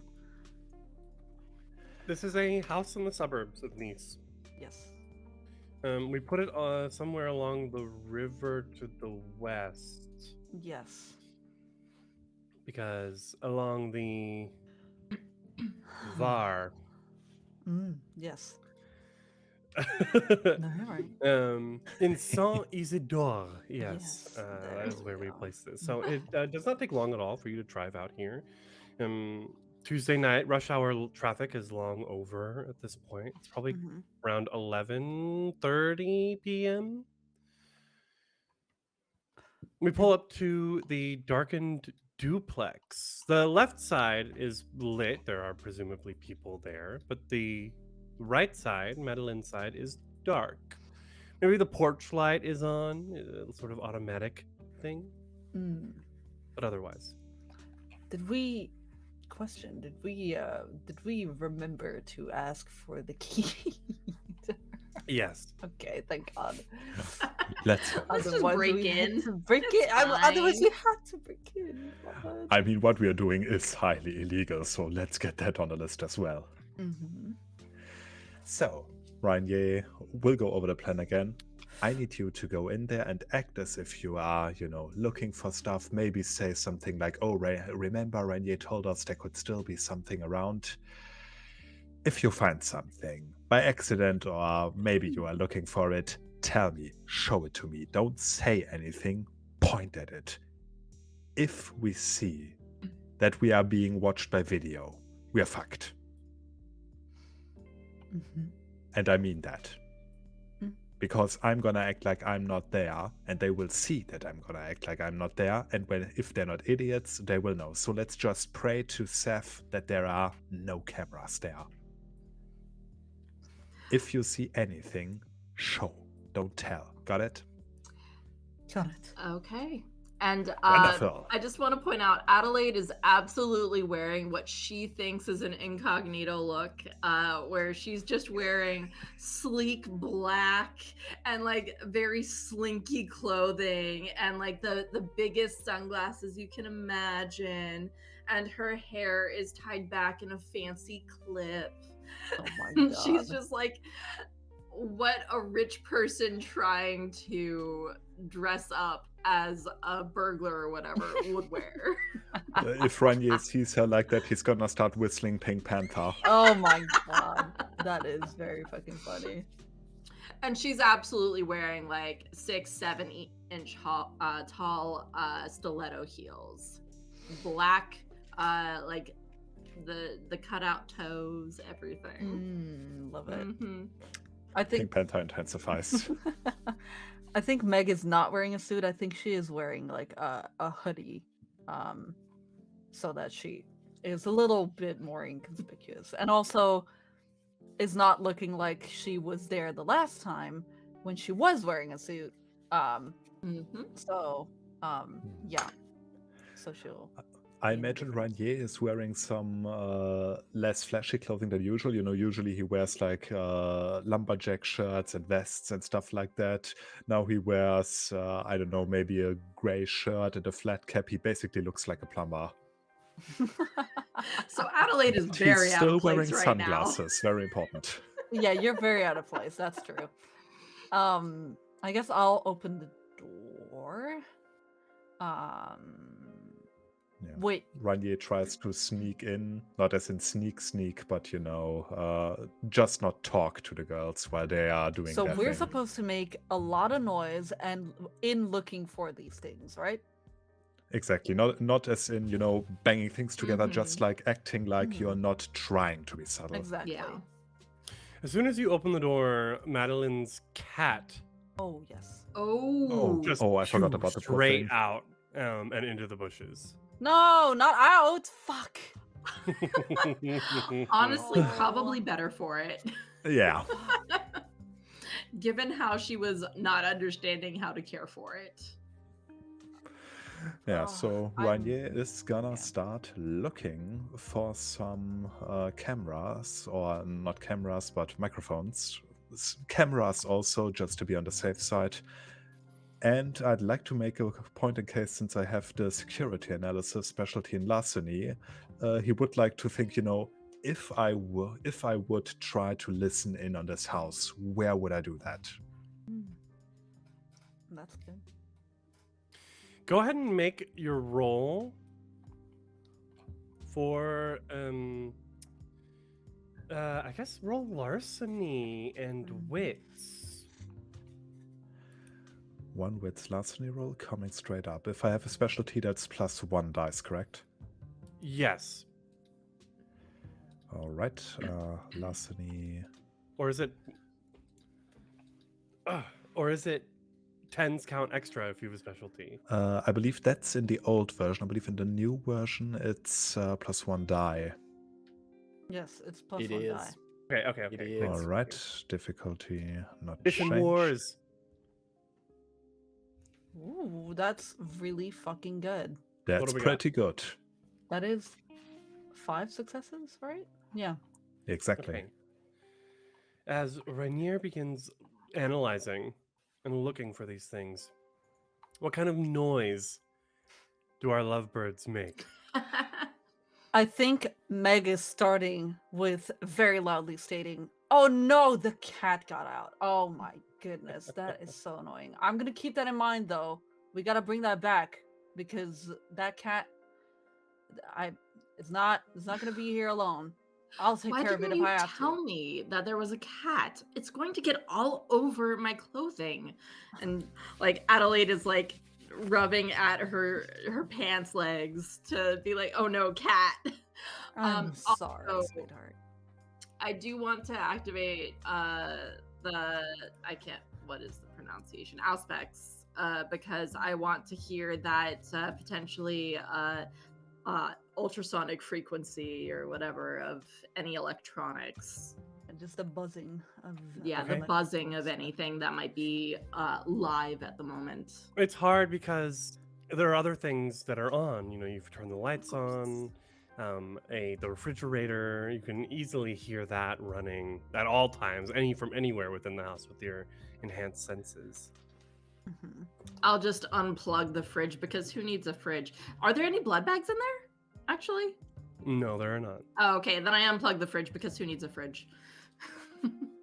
I think my conversation goes further with, I'm sorry, I knew there was a cat, but I forgot. I know you don't like that on your clothes. I'm very, very sorry. I didn't mean to. I hope you forgive me, sweetheart. Just keep in mind that you are going to have to take every single hair off of these clothes when we are done here. Every single Alright. hair. All right. I'm sorry. Ranier, where is the bug that you find? I'm gonna say, where were those that they already found? They found a few in the living room by the desk, one in the kitchen, one in the bedroom. Yes. I'm gonna say maybe there's one in the room connecting all of them. You know, the English The word escapes me foyer? right now. The foyer, exactly. Yeah, like in the hallway. Okay. Like Okay. hallway or foyer. Mm-hmm. And you specifically find it in a light bulb, in a table lamp that's set up in the hallway, in the foyer, the flua. Excellent. In that case, yeah, Rainier will. Now I'm actually looking at the screen to reflect, you know, what the people see. Some hacking gobbledygook. I love He that will for put out you. his laptop and try to, to get up the program running that he wrote and make it trace back the signal that is being sent and try to decode that. Okay. Roll intelligence and technology, and +1 die for coding. Excellent. That's one of my better rolls, actually. Let's see how it goes. Not bad, but one willpower says we can do better. Mm-hmm. Just because I want Rainier to shine here. Watch it all turn out as once. No. Okay. How many successes? 1, 2, 3, 4. If 6 counts as a success, that's 5. 6 successes even. There's 1, don't they? No, they don't Uh, cancel each other out. That's All right, 20th in that anniversary, case, they cancel each other out. it's 6. Right. 6 successes. Okay. As the two of them are doing their thing, you're sort of sitting. Maybe you're sitting in the hallway now with your laptop out. And Adelaide is just I'm waiting because clicking of keys, and so she's just clicking her heels back and forth, pacing. And Very I good, think that Adelaide. I think that Meg is like humming a tune while she does that. Not inconspicuous at all. No, don't worry about it. Renier, you. So here's what I'm imagining your code does. It picks up any extra hidden Bluetooth frequencies that are being routed through the Wi-Fi here, the internet connection from this building or from this area. It would be way too suspicious to have your bugs show up as like a Bluetooth option on whoever you're bugging. So obviously it needs to be well hidden. You uncover it. And specifically, you realize that this bug is sending information to a device that is also somewhere in the house. With your 5 successes on your larceny, you are able to find it. Probably, I imagine when you do find it, it's this like black disc that has that's like it's you can tell someone. So maybe there's a crawl space under the stairs, and you can find this like black disc in there. And there's wires coming out of it that have been attached to the building's power source. So that's using the electricity from the building as a battery to run this, essentially a router. All of the data that's being collected by the bugs gets put into this router and sent off elsewhere. You can find a IP address for where it's headed to. That does not tell you anything about its physical location. Yeah, that was sadly to be expected. However, as you're in there, so you've actually gone through and gotten access to the router, the bug router, which is not the right term, but that's what I'm using. Mm-hmm. So you can Very see like a technical list term. of commands. Term. What are you talking about? Exactly. Yeah. Only people in the oh. field know that. Yeah. Yes, you can see like a list of you can see commands that are available. So you do like you see all of the bugs that have been disconnected, as well as the one bug that was not found and that is still pinging as active. So you can also use this command console to set up new bugs or to take that one bug off as well. You cannot get access to the data that's been sent already. There's no repository here. It's all going into a database somewhere, and then there's a different console for actioning that. Well, if it goes into a database, Renier wants at least to try and inject something in there, like SQL injection, tell it to send something back. Yeah, I think he wants to try that. He signals to the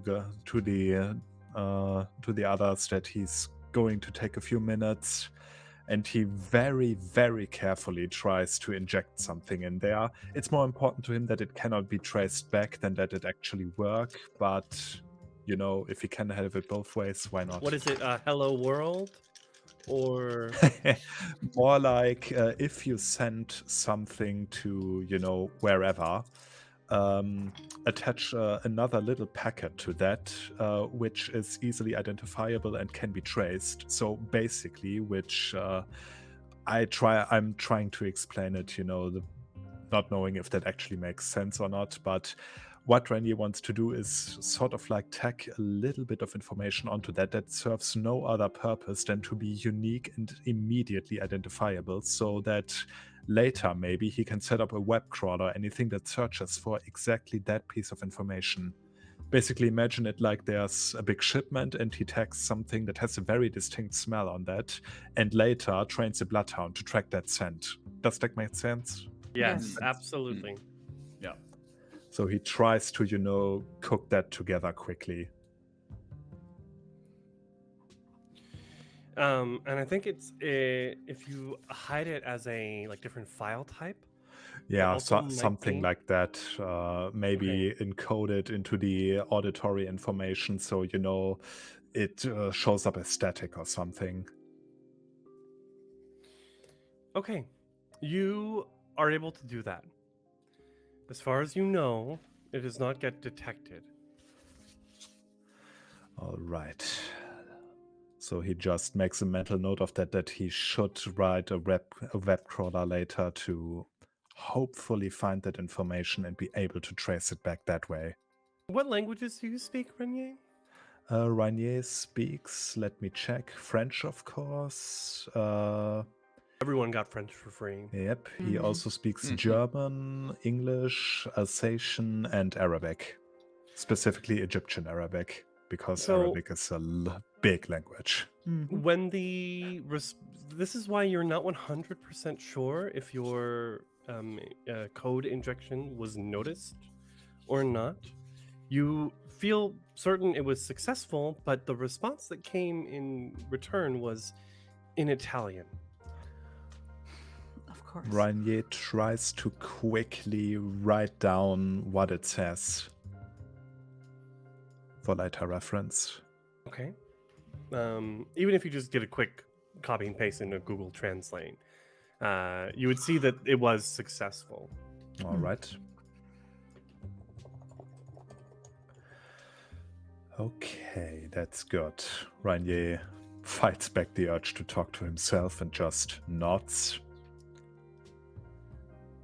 And once he's certain that all is said and done, he's gonna give the two girls, thumbs up, disconnect his computer from it, and slowly make an exit.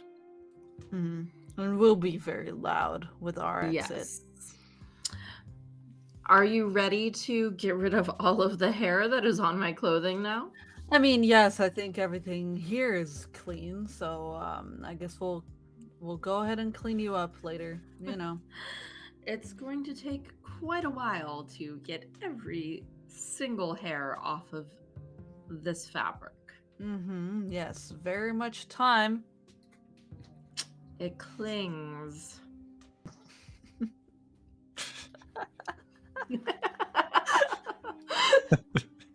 Stupid. So dumb. So dumb, and I love it. So I would like to go looking for the cat. Okay. Thing. I would like to go looking for the cat. I have my feral whispers. I would like to use it to try and lure the cats towards me. I Are have you an trying animal to adopt kin. it? Yes, of course I am. I have an animal kin of 3. So I hope it'll like me at least a little bit. Okay. You will need to make a rouse check. Okay. Oh, my bad. Hold on. Yes, rouse check. Okay. Fail. Yes. Oh no. Hungry. Oh Let's go. no. Okay, so that It does did work. it though. really fail? It did fail. So that new hunger does not apply to this roll, Got it. but will apply on the other rolls after. Got it. +1 hunger. Ba-ding. Let's go. I get to feed. So let's do manipulation plus animalism as you're trying to this cat. Manipulation. Manipulation for talking with them, charisma for summoning them. Okay. You want to summon her and summon her instead? Manipulation for what? I feel like manipulation and animalism. Yeah. So the dice pools for feral Yes. whispers, it's manipulation and animalism to get it to do what you want, and then charisma plus animalism to summon the animals to you Got that it. are available in Yeah, that area. this manipulation. So manipulation to try and get her to show up. Manipulation come. plus 2 dice from my animalism then, yes? Mhm.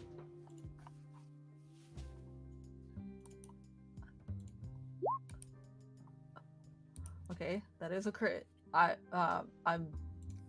just. Oh, but it's with the two hunger. It's a potential crit. You need 2 10s. Oh, We've got a God. 10 Only and a re-roll 7, 2 one of those successes. dice. I would like to do that though. I would like to spend a willpower to re-roll that 1 die Okay. and hope we get a success out of it. Come on, hurry, do Let's it. go. You got this. That's a crit. That's a a crit. crit. You got 2 10s. Yeah. Yeah. So that is a messy crit because the Yeah, crit, the because one first of the crit was 10s is on the hunger die. That's all right. Ooh. I like Okay, it so what messy. does this mean? Messy, messy, messy. Would you like to explain Uh, what that means? Yes, I will. So a messy critical on page 207 of the core rulebook. 207. I do Here not we go. have the book open right now. The character gains 1 or more stains from their monstrous action. So this your act yeah. here becomes monstrous. Oh, God, no. So these are options that can happen from being messy critical. You gain a stain, you breach the masquerade, you lose 1 dot from an advantage, or if none of the above conditions fit the narrative, it turns into a simple mess and the test fails as the beast clouds the senses or otherwise makes a quiet solution unattainable. We could do a masquerade breach. I think so. Because this is in a neighborhood where the left side of the duplex is lit, so there are people home.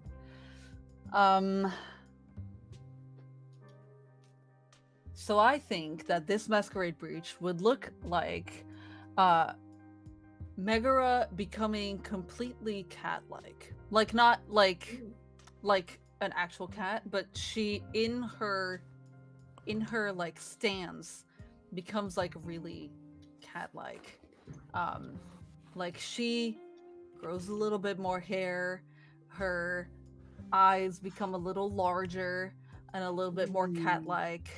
Her claws grow a little larger, and she actually takes on like an all-four stance with like an arched back. That is supposed to be very cat-like, and she is talking. However, out of her mouth, there's only cat sounds coming. That's how far. I mean, that's how far whispers sound to her, at least. Like when she is talking to Tony or any other animal, she just makes those animal sounds. However, she, in her mind and through their communication, they are like speaking normally. Okay. So I guess that's what the neighbors see. Yes. You are able to find the cat, so you're in the next door garden, and the cat, like you're crawling through the garden Yes. essentially, Absolutely. tiptoeing through the tulips. Yes. It's November. Are there tulips? No, they're not. Okay, don't worry about it. When you see the cat, and she, like, the two of you are like in the same stance essentially. As soon as you like see her, her back is arched, her hackles are raised. The yellow cat eyes of her face mirror yours as well. What are you saying to her? I'm saying to her, I think I'm very polite. I go, good evening. I hope I'm not scaring you. I don't think it's safe out here for you alone. I know that your previous owner, boss, I think she says boss instead of owner because owner seems inappropriate at this point. Valid. She goes, I think your previous boss was very inadequate in how they raised you and took care of you. I would love to bring some light into that and just maybe take you to a place where you do get nice treatment. Where your boss also is right now. No, my apartment. There's her boss. I isn't know, there. but Don't worry about the it. floor below or above. Doesn't matter. They don't. She doesn't have to know. So, will you feed me? Yes, as much as you want. And it's not cold. No, it's very warm actually. You don't seem right. What do you mean? Like her. She was not right. You also are not right. Yes, we are indeed not right. We are not necessarily the typical human. But she couldn't understand me. No. She didn't have the... She simply didn't... She simply lacked the vernacular. However, me, I am trained in talking to the likes of you and others. Yes, your eyes. You have our eyes. Yes, I sure do. I try to hide them as much as possible, but to show that we are of kin, I went out and, did something rash. You are not a dog. I am called that. That's offensive. I guess I kind of like the term, you know. Then you are not one of us. Well, yes and no. I am not of any. I am not an animal. However, some may think I am. I am a beast in the eyes of the normal human being. However, as you said, we are not normal. Then take me away. And she sits and waits for you to scoop her up. I will, and first of all, I sit down as if a cat would, and it's almost if Meg would have a tail, it would be like wagging right behind her, and then she would casually drop her feral whispers, so she's not able to talk to her anymore. Wait, no, before I do that, I come a little closer and I go, "What is your name?" Damn it. Name a cat. It's fine, don't worry. Schnuffles. No, gross. Snuffles. Oh my god. Fluffy Mirabelle. tail. My name cannot be pronounced by a human tongue, but you may call me Socks. What about Mirabelle? It's the first Um, French-ish name that I thought of. I just googled French cat names. Someone wrote Merci beau cat. Stop. Oh my god. No. Merci beaucoup. That is No. bad. Je sais pas, c'est Um, joli. We're gonna name her. Ooh. Mon petit chou, my little cabbage. Etiennette. Etiennette. Etiennette. Okay. Would it be Atiennette? Etienne. Etiennette. Etienne. Oh, with an E. Okay. Mhm. Etiennette. As I've never you heard the scoop- feminine version of that. Okay, but that's what she says to me? Yeah.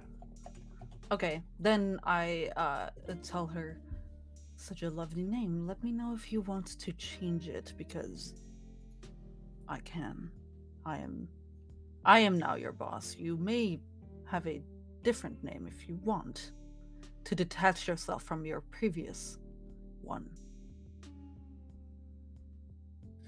A name is not important. All right. So you're standing up holding her, and the two of you are meowing at each other. Mm-hmm. When you hear some sniffling, and up above on the second floor of the neighbor's house, you can see a child looking out the window, sniffing, as they've been watching you. How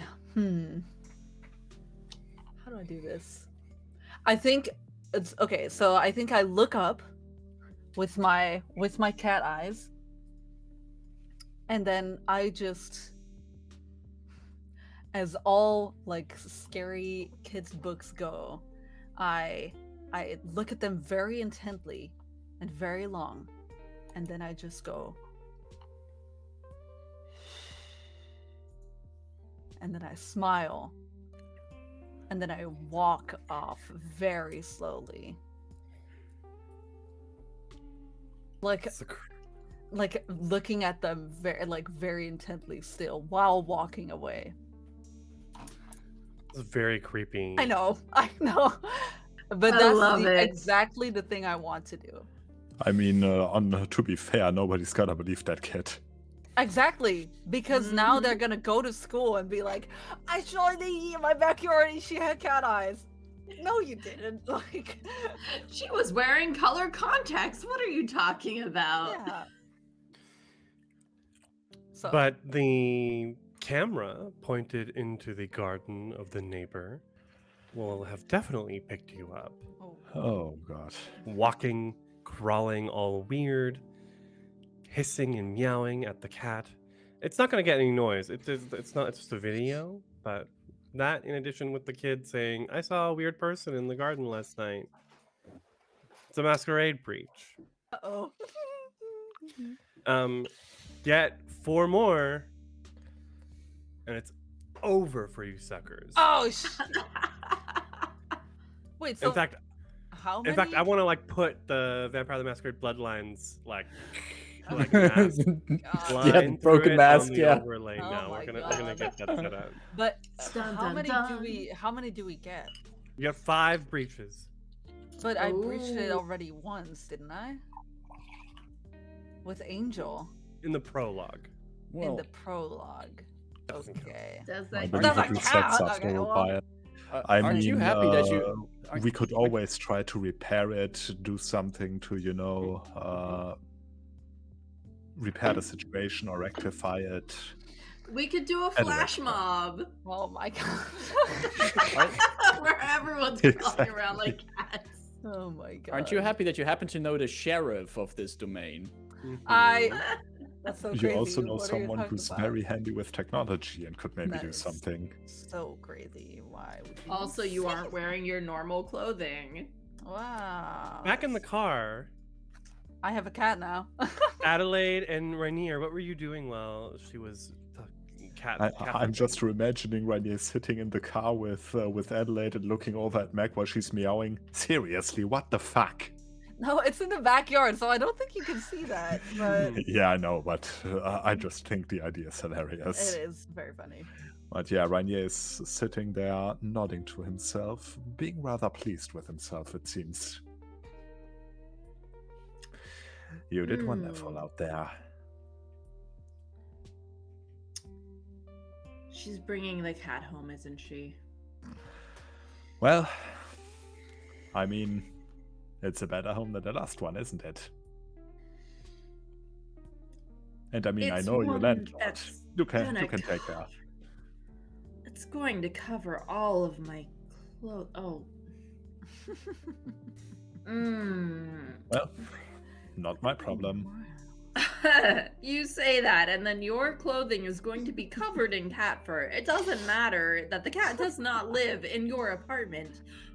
The fur I mean, is have you going to looked at my migrate. clothing? Have you looked at where I live? Cat hair is Oh. the least of my problems when someone checks what's on my clothes. I'm well aware, but cat fur. She just. A little bit of what she was saying in the house is a little bit true. It just gets Oh. everywhere. Yes. So I come in with a cat. I don't like cat fur. It's rough and irritating and it gets everywhere. Where are you putting that cat in the car? Good question. Very good question. In This the isn't- trunk. No. I'm kidding. I mean, This you is- can't give it to any of us. None of us, I think, have animalism, so the cat is afraid of us. No. Exactly. No. Do not let that cat on my lap. No. Please do no. not the So- cat. So question. This is a very old car, I know. But does it have one of those like armrests that like open? That's way too small. I No, don't I'm think gonna so. keep actually, it but- open. I'm not gonna close it. Are you out of your mind? The cat's not going to stay in Okay, that. question. If it Question fits, for it you. sits. I do have Eyes of the Serpent. Does that work on animals? What is I don't know. Eyes of the Serpent. ATM 5e. I'm gonna check myself actually.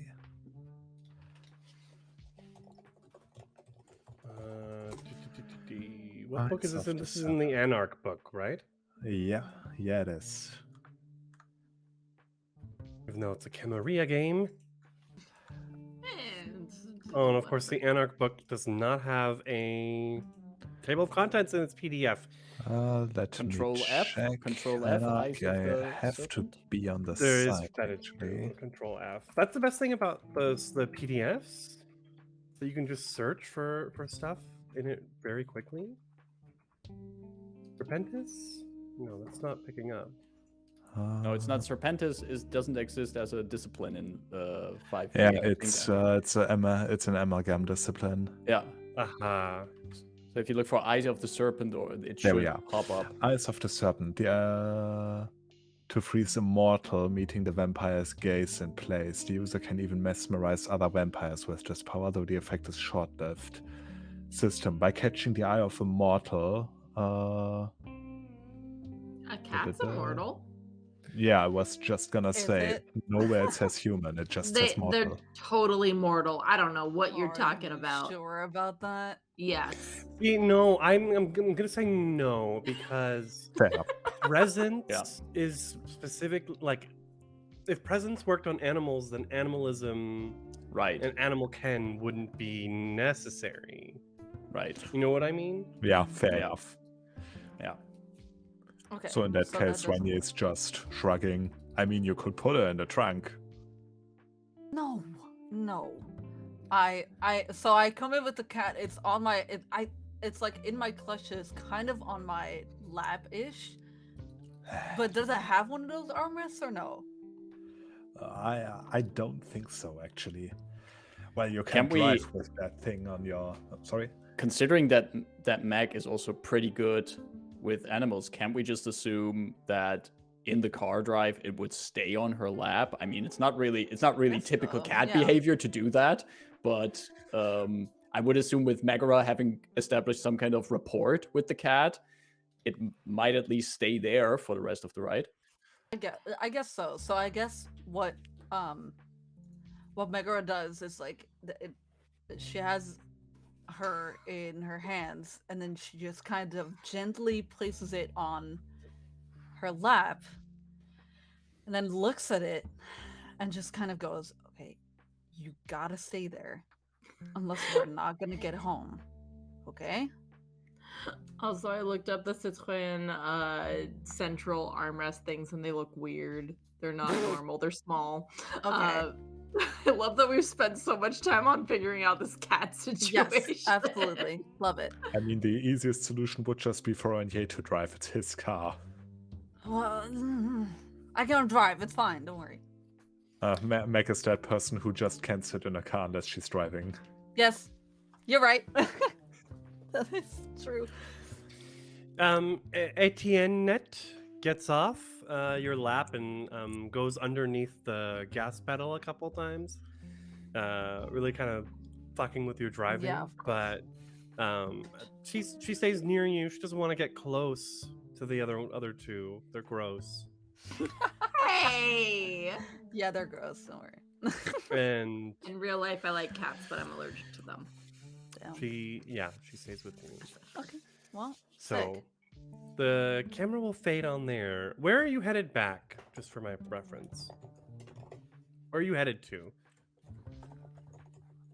Back to the apartment.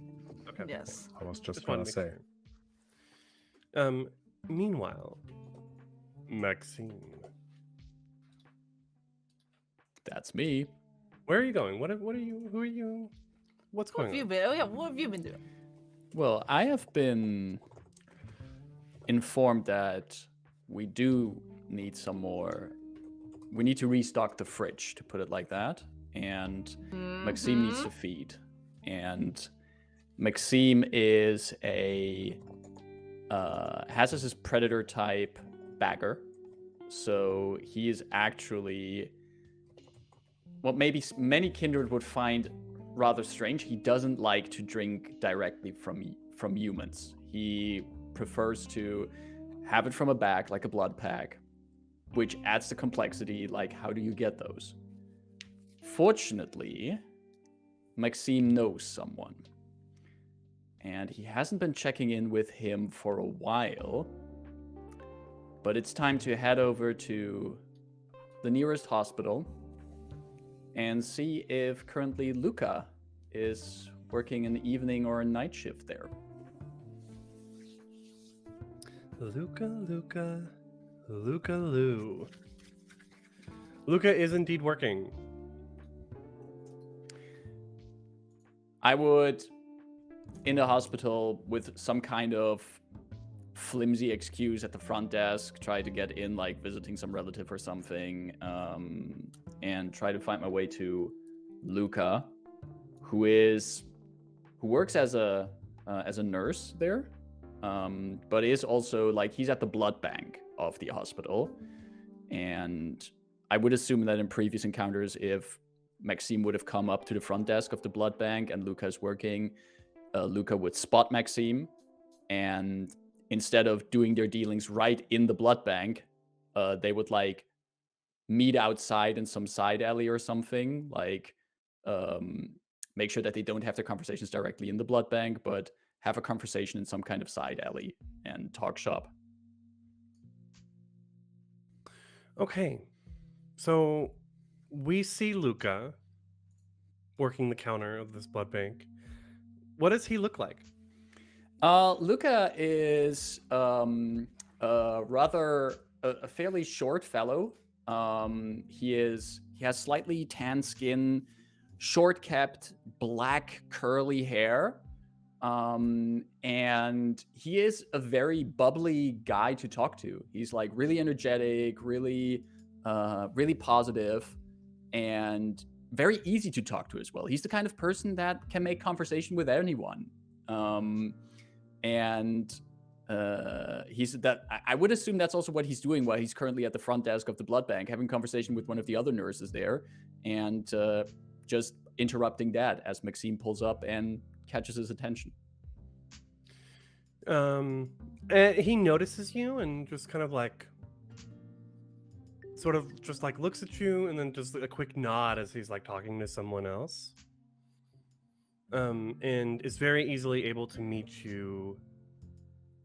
There is a loading bay where your hospital supplies can come in, and there's an alleyway that connects that loading bay to the front street entrance of the hospital. And there's a door in that alleyway that, as you wait there, opens for you. Luca, I'm glad to find you here today. What does Luca... Hold on. Luca is also a touchstone for you, no? He is one of my touchstones. What does Luca represent to humanity for you?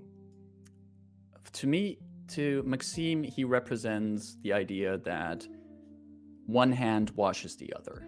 That if you want to get somewhere, if you do something for someone, they will do something for you.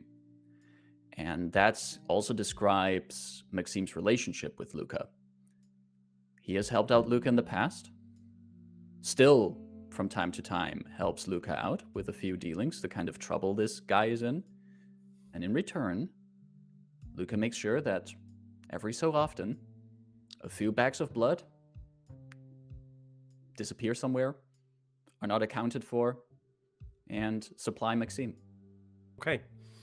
So, the side door opens and you come into an empty hallway of the hospital.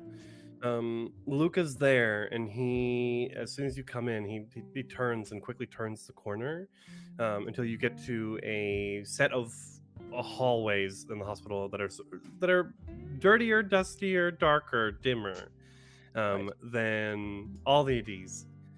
Than the rest of the hospital. You know that this part of the hospital is not well used at all, and you know that you're going to have a private conversation back here. Perfect. Luca has a sort of lunchbox over his shoulder.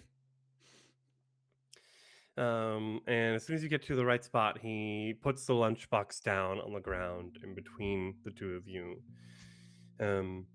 Leans up against the wall, crosses his arms. Maxime? How are you?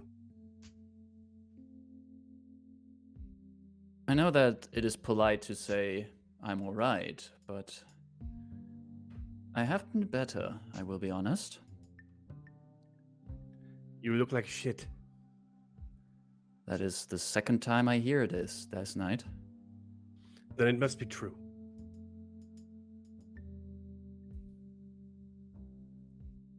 Do you have some new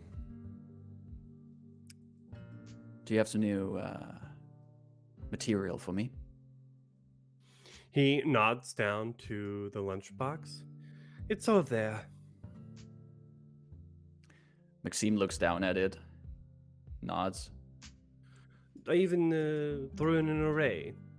A, B. There might even be a zero, a zero. An O negative down in there. Maxime raises one eyebrow, smiles. How is Roderick? I wish I knew. You have not heard from him.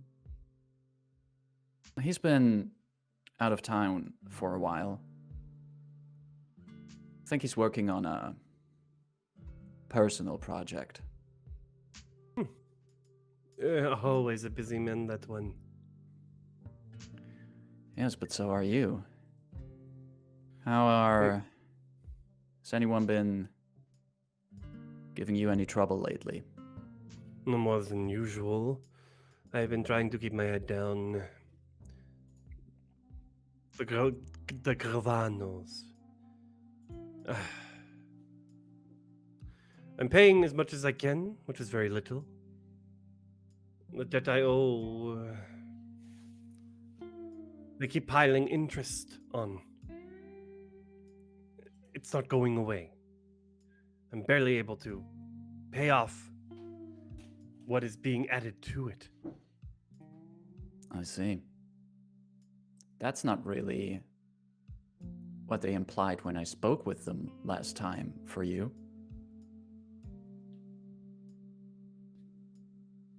Remind me, what did they imply?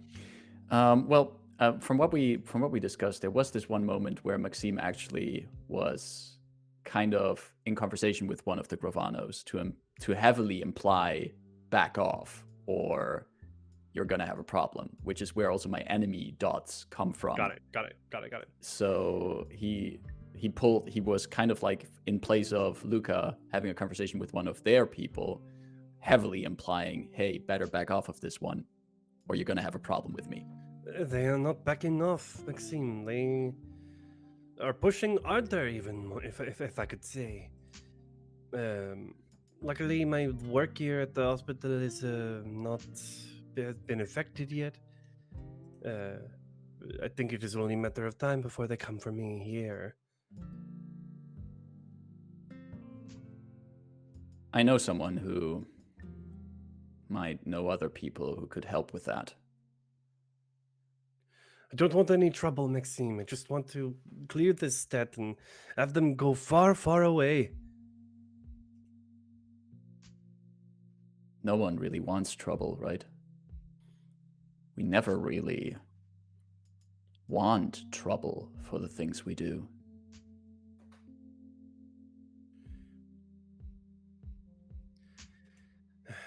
Ever the philosopher. Picks up the lunchbox. Continue. As you pick it up, he nods. If you hear from Roderick, tell him I say hello, huh? It has been a long time since I last saw him, and I know that time moves differently for, well, us, you. But I miss him. If he reaches out to you, tell him he should respond to my letters. Luca nods. Take care of yourself.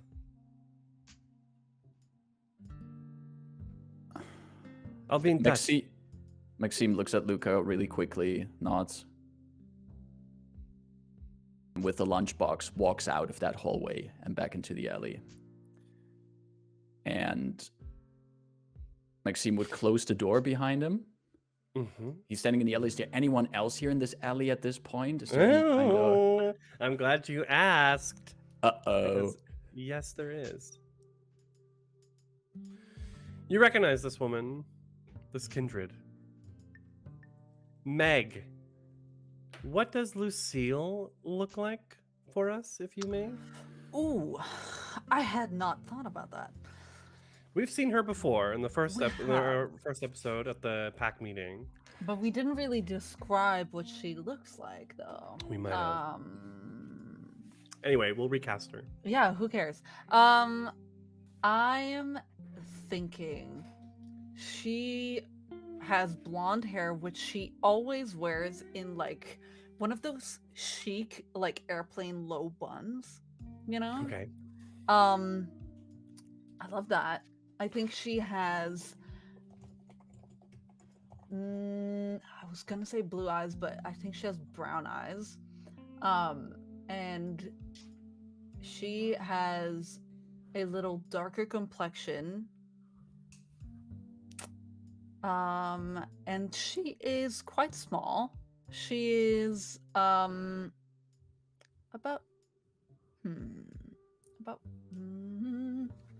I would say she's like 5'4". Oh, okay. She's quite short. Yeah, she's quite short. My And door isn't that short. It's like It's- It's you're the on shortest me. possible. it's kind of short. It's too Well, much I is was- shorter than me in real life. Well, I was gonna say 5'6", but then I didn't want to make you feel short. So, Hey, thanks. Yeah. so, yeah, she's like 5'4", and she, is a little.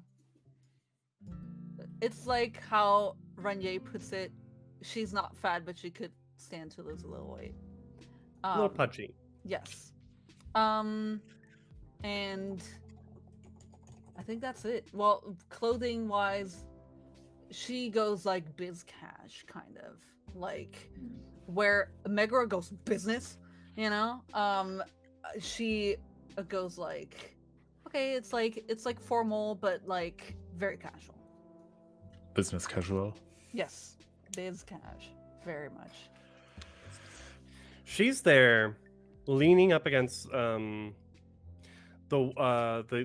wall of the alley, not right in front of the door, but like in between the door and the front street.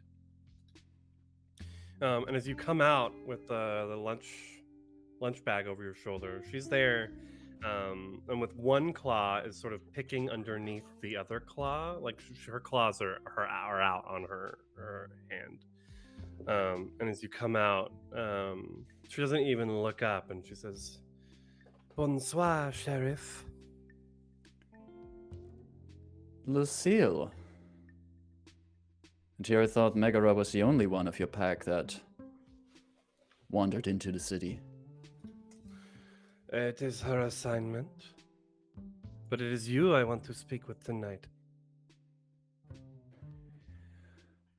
Maxime looks at the closed door behind him, steps a bit closer to the Yeah, gun because you roll. can't open that door from the outside either. Nope. I step closer. Speak.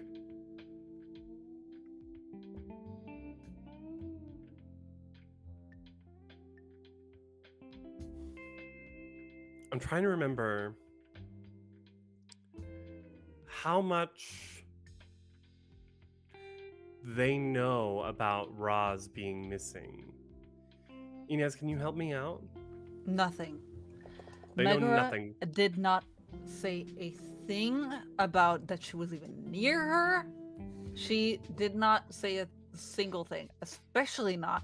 We talked about this in the first episode. We talked about how if you have a deep dark secret, you're never gonna tell your siblings because it's gonna come around to your father, and your father is with the Camarilla. So we're not doing that. So Yes. Yes. so Okay. yes, Okay. no, she knows nothing. Okay. I just wanted to check in. it's important, she says, to stay abreast of what's going on in Nice. Huh? Is it wrong of me? Should I have made an appointment?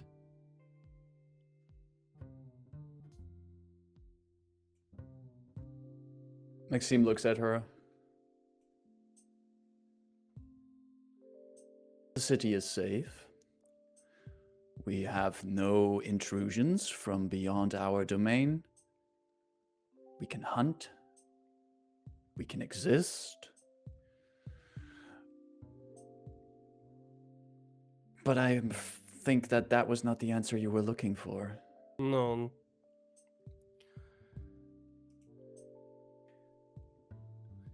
You are worried. Oui, I am worried.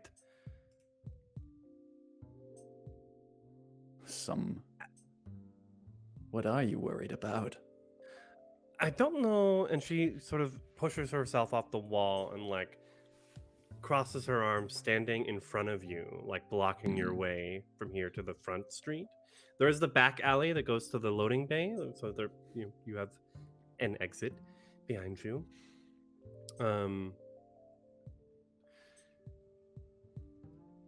I don't know how much you know what it is to be Gangrel in the Ivory Tower.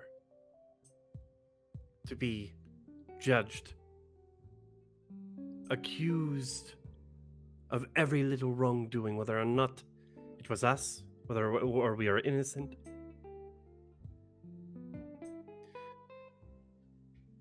Could you even begin to understand? I never pretended to understand the struggle of your clan. I never pretended to understand the struggle that you, Megara, or any other of your pack experience. Yet, at the same time, it is not like your pack shares their struggles with us, do they? You stay in your territory, do your things. You don't let us share the burden. Megara does, however. Megara, as her assignment, as do we. Reinhardt keeps us on the hill.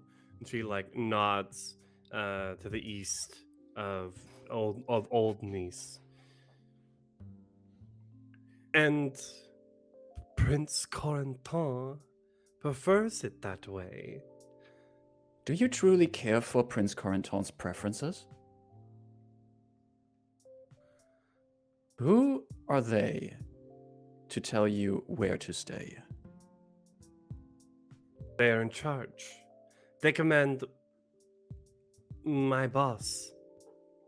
And my boss commands me. Your boss is on a leash? We are Gangrel in the Camarilla. We are all collared and leashed. But you don't want to be. What few of us remain. We shouldn't have to be. We've done nothing but prove our loyalty time and time again, over and over and over. And I agree. If Megara is representative for all the loyalty you have proven, then I, as sheriff, have no reason to question that loyalty. And I think that Corentin is blind for not rewarding that. Ooh. I love it, I love it, I love it. Let's do, I think some persuasion. Let's see if we can persuade Lucille. I'm so stressed right now. I'm That still would nom nom nom nom nom nom. would that be persuasion plus manipulation? Yes, yeah. Oh, this is a great dice pool. Do you want to try leadership instead? Oh, hey, That that's a works. that is a great suggestion. Let's go for leadership and manipulation. And I have, thanks to you for giving us 1 willpower back at the start of the session, I have 1 point of willpower to spend if necessary. But I have 3 hunger dice still. So I have a dice pool of 4, and 3 of those dice are hunger dice. Cool. Let's go. Cool. Oh, buddy. Let's go. That is What a messy critical. I have 2 10s on hunger dice for a total of 5 successes. This is a messy critical. No, Oh, no. Doesn't that mean we drink? No. Oh. Happy No. hour rules are not in effect. Oh, no. Too bad I I'm want- drinking anyway, because You that rum can is drink. delicious. I'm God. here on the last tail end of a bottle of wine. Oh. Oh no! So- What have you Oh, done? oh, he's gonna I- whip her up. Qu'est-ce que Oh. tu as fait? Who's gonna? I'm gonna whip him up. Excuse me. So we've got Figuratively. to find. So this it can either work really well, so well that like Mhm. we saw earlier, you gain a stain, Yes. which I'm leaning in that direction. Yes. Yes. I Breach the don't think masquerade, or lose a point in advantages. Just double check your advantages, and I don't see anything there that you could that lose. would be in this. relevant in this too. I do actually think that the stain part would be the road to go here.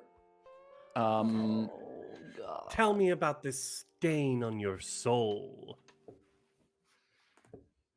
Okay, we have to take into consideration that at this point, Maxime is still his hunger 3. He is feeling like shit. His own coterie basically told him like, fuck off and go drink. And now here's this gangrel that tries to play tough and be like, oh, we're the oppressed pack of gangrels at the border. And she gave him this hook of Corentar tells us to do this. And Corentar was the name that Maxime shouldn't hear in this moment. This is like he dropped that name towards the Prince of Khan to be the scapegoat. Maxime was thinking like, maybe I should pick another scapegoat. There were other options in his mind. But now with Lucille bringing that back, he's looking at her. And Maxime isn't that much taller than Lucille. Like, he's not a impressive height or anything. He just walks straight up to her, tries to tower over her, and he is just like, she was standing like in the way of him, allowing him to not go through the alley, right? Mm-hmm. He is going to try to push her against the wall, and is just tries to like grab her at the chin, like at the jaw, keeps her face locked at her, and he basically keeps eyes locked with her at this point. And his eyes, his pupils are wide. He leans in close and just says, do you really want to be that restrained? Don't you see what is going on here? You have an opportunity. Don't piss off the sheriff. Let me help you. Let me fucking help you and your pack. Get me a conversation with Reinhard. We can give you more. We can get rid of Corentin. And we can actually change things here. Her eyes, before her brow was furrowed, and her eyes were squinting, but now they're wide. And she's looking at you. You don't need Reinhardt. I can help you. You can? If you can change things for us, for me, I will help you. Whatever you need. Can you make sure? And he keeps a grip on the chin, on the jawline. you get the pack ready? Ready for what?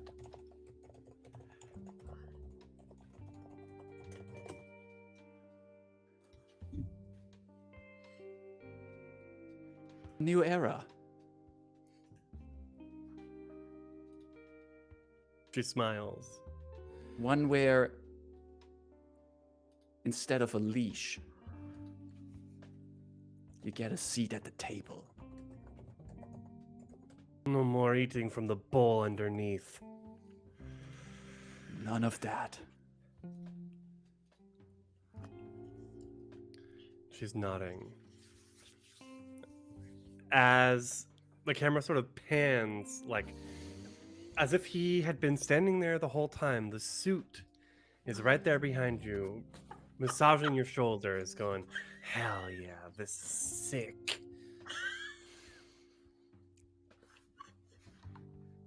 Maxime loosens the grip, realizing in what position he's gotten. This is completely out of character for him to act like this. And arms droop by his side. He steps back. You should leave for now. She raises an eyebrow. We're done already? That's not her accent. Wait, I have the wrong accent. Excuse me. We are already done? I hoped we were just getting started.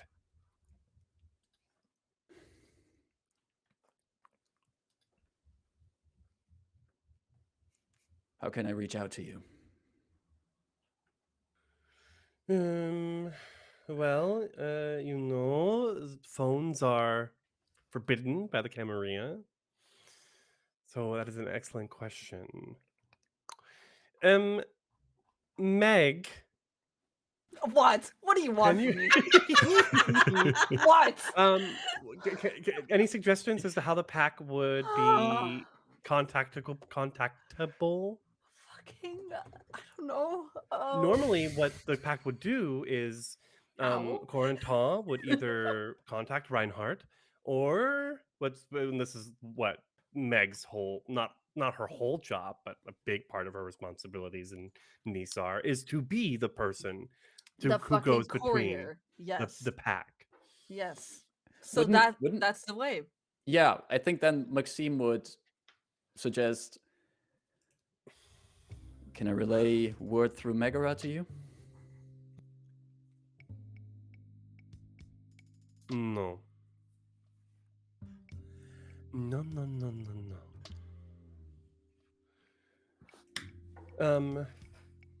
You can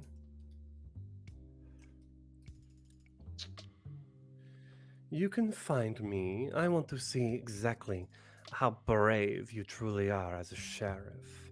You want me? Come to Mount Boron, and I will know you've arrived. Or at least one of the other pack members will have noticed, and will tell me.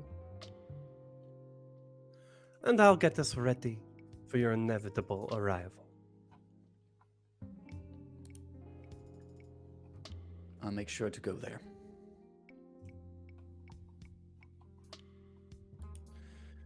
She takes a claw and just sort of like passes it along your cheek. Then until then, toodaloo. Does she just wander off through the alley? Mm-hmm. I wait until she's out of sight. Open the lunch bag, take out the first blood pack, and just empty one out. Like pure stress drinking at this point, just filled with adrenaline, just slurping that up.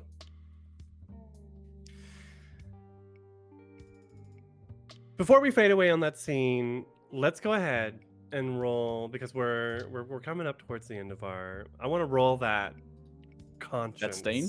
check. Stain. Yes. Where's my humanity? I got one stain. Wait, that isn't right. No.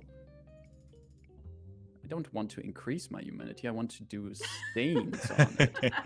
I have 7 humanity.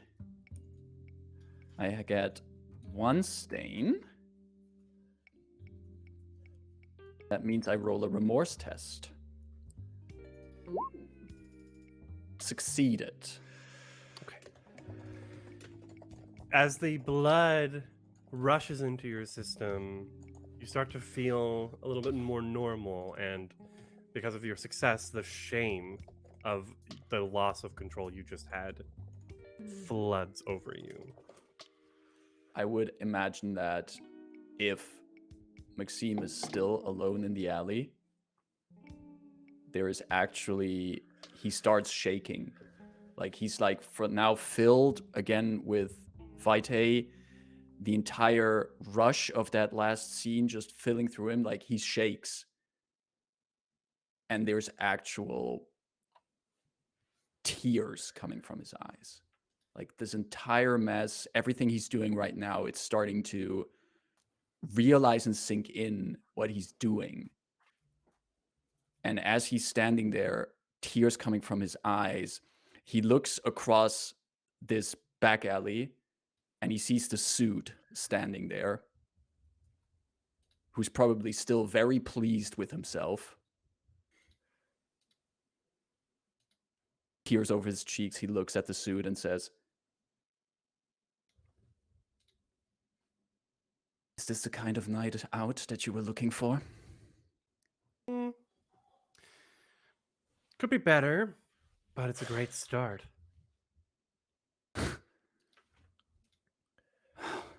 You just hang in there. Right has just begun. And maybe that axe will get to see some use after all. And Maxime actually just laughs while still crying. The bizarreness of this entire situation, the fact that he is convinced that he can pull this off, the fact that he might bring in the pack of Megara into the fold, the fact that there's a literal ghost in his mind right now. It's this convergence of all these things that just almost makes him go manic. There's laughter and tears going on in this moment. And he's just standing there in this back alley behind a blood bank, empty blood bank next to him, and he just lets that take him, this manic realization. And that is where our episode will end for today. Jesus Christ. Oh my god. Oh man, it's all coming together and not in a good way. By the way, I want to say that when vampires cry, you have to have 8 humanity for there to be tears coming. So everything below that is blood running down your face. So that makes that whole imagery even more Oh, intense. More insane. There is actual blood coming out of Maxime's eyes. Holy moly. Inez, as a player, I want to say I am so sorry. Oh my god, this is so stupid. I love it. I love it so much. I was screaming that whole interaction. We could see.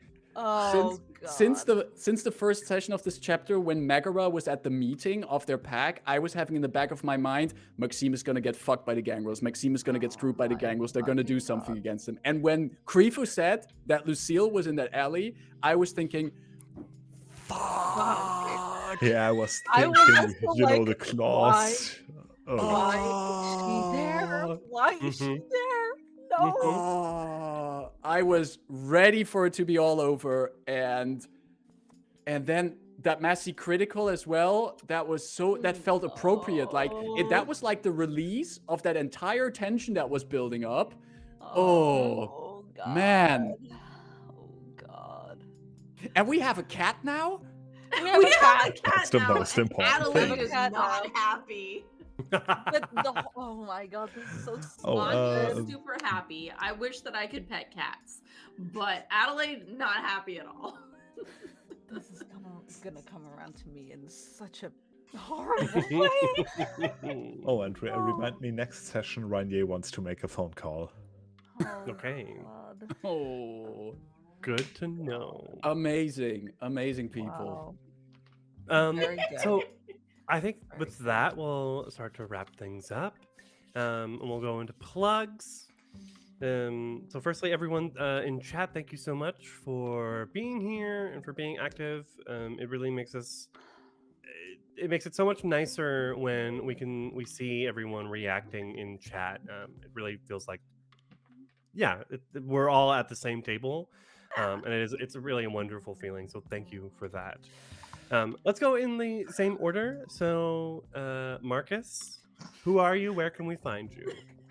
Hello, I'm Marcus, known online as a individual, and when I'm not messing with NPCs brought to the table by Ines, I am on other channels running games, and you can find me on mostly running a D&D 5e Eberron game over at Horde of Tales, where we play usually weekly on Tuesday in the Eberron campaign known as Convergence Manifesto, a bunch of adventurers collecting planar artifacts. We just wrapped up our 6th chapter of that campaign, and we're currently on a 1-week break to prepare for the next chapter. But you can find us there not this Tuesday, but the Tuesday after that, 14 March, where we will continue and kick off the next chapter of the campaign. It's really good, pulpy fantasy action with the necessary drama, fun NPCs, and if you spot cats on our stream, you can give people advantage on their rolls.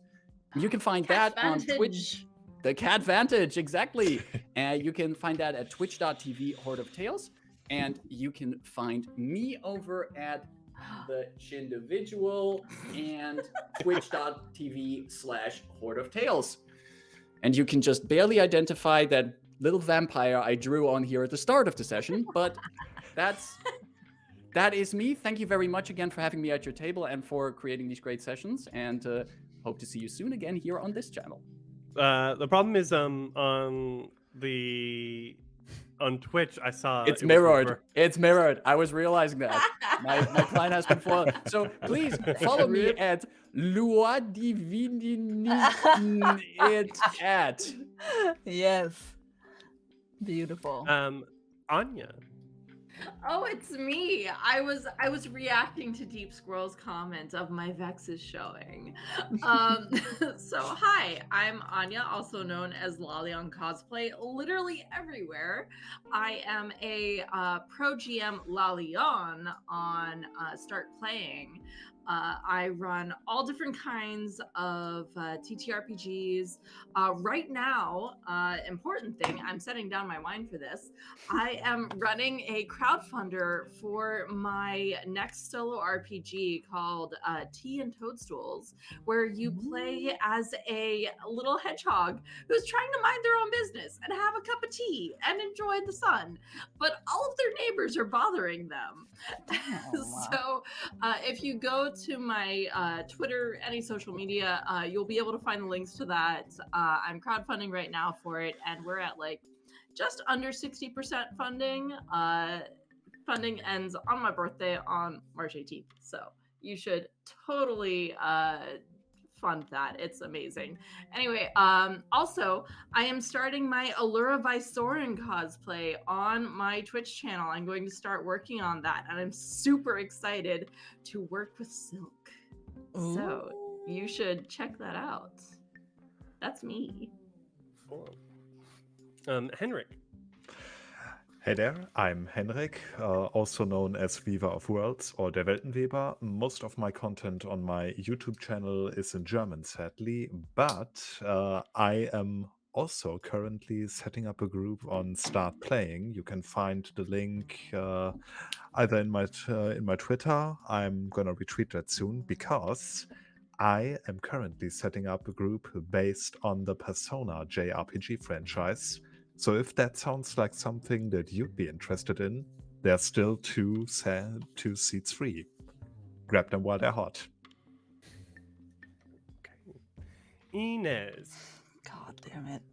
It's not like it stops, you know, it comes around to you eventually.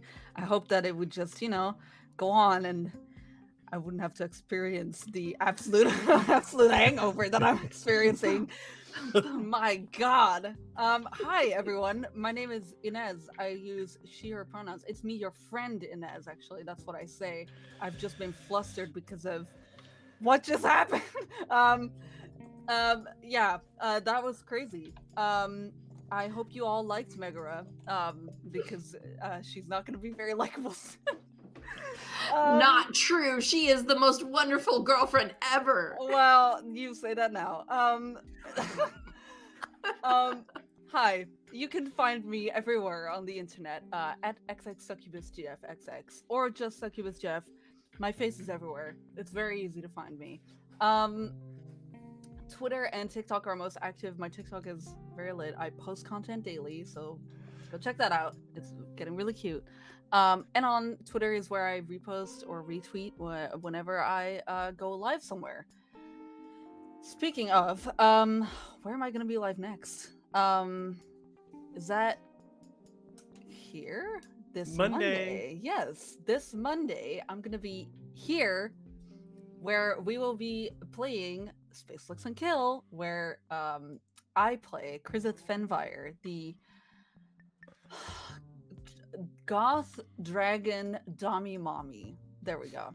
That's what we dubbed her. The Rhea Ripley of dragons. Yes. Okay, what? I'm in love already. Yes, she's very cool. Go check it out. It's gonna be our spa rest and relaxation episode. So we are gonna get our scales, furs, and everything. Our six members. We are gonna get them. We are getting them all cleaned up. You know, because she has 6 arms. Yeah. Yes. Oh, okay. We're gonna get them all cleaned up, and it's gonna be very fun. So, yeah, go check Cleaned that up. out. What else? I mean, that's things for next week. So, I guess that's it for now. Okay. That's it. I love you so much. Ah! I have been the storyteller for tonight, Crafu Bernal. Thank you so much for being here, everyone. You can find me online at Crafu Bernal. You can also find me here back on Monday with another episode of Space Flicks and Kill, as I am the GM for that Starfinder TTRPG actual play. Then next Friday, you can also find me back here with the next EU Happy Hour. Yay! We'll be led by GM Waka out of Sweden, as he and as he showcases his new indie virtual tabletop from Natural Pengu. Cool. So very cool. I don't think we've ever had like someone showcasing a VTT on this channel before. And we'll be playing through Pathfinder, which is going to be super fun.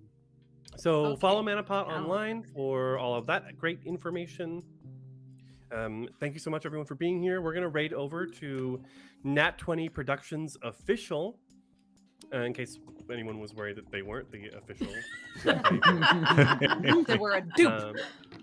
They How are also dare playing you not be official? They're also playing Pathfinder, so everyone give a Yay. warm welcome, say hello when we head over there, and have a great night, everyone. I love you. Stay safe out there. Love. Join us next time on my birthday.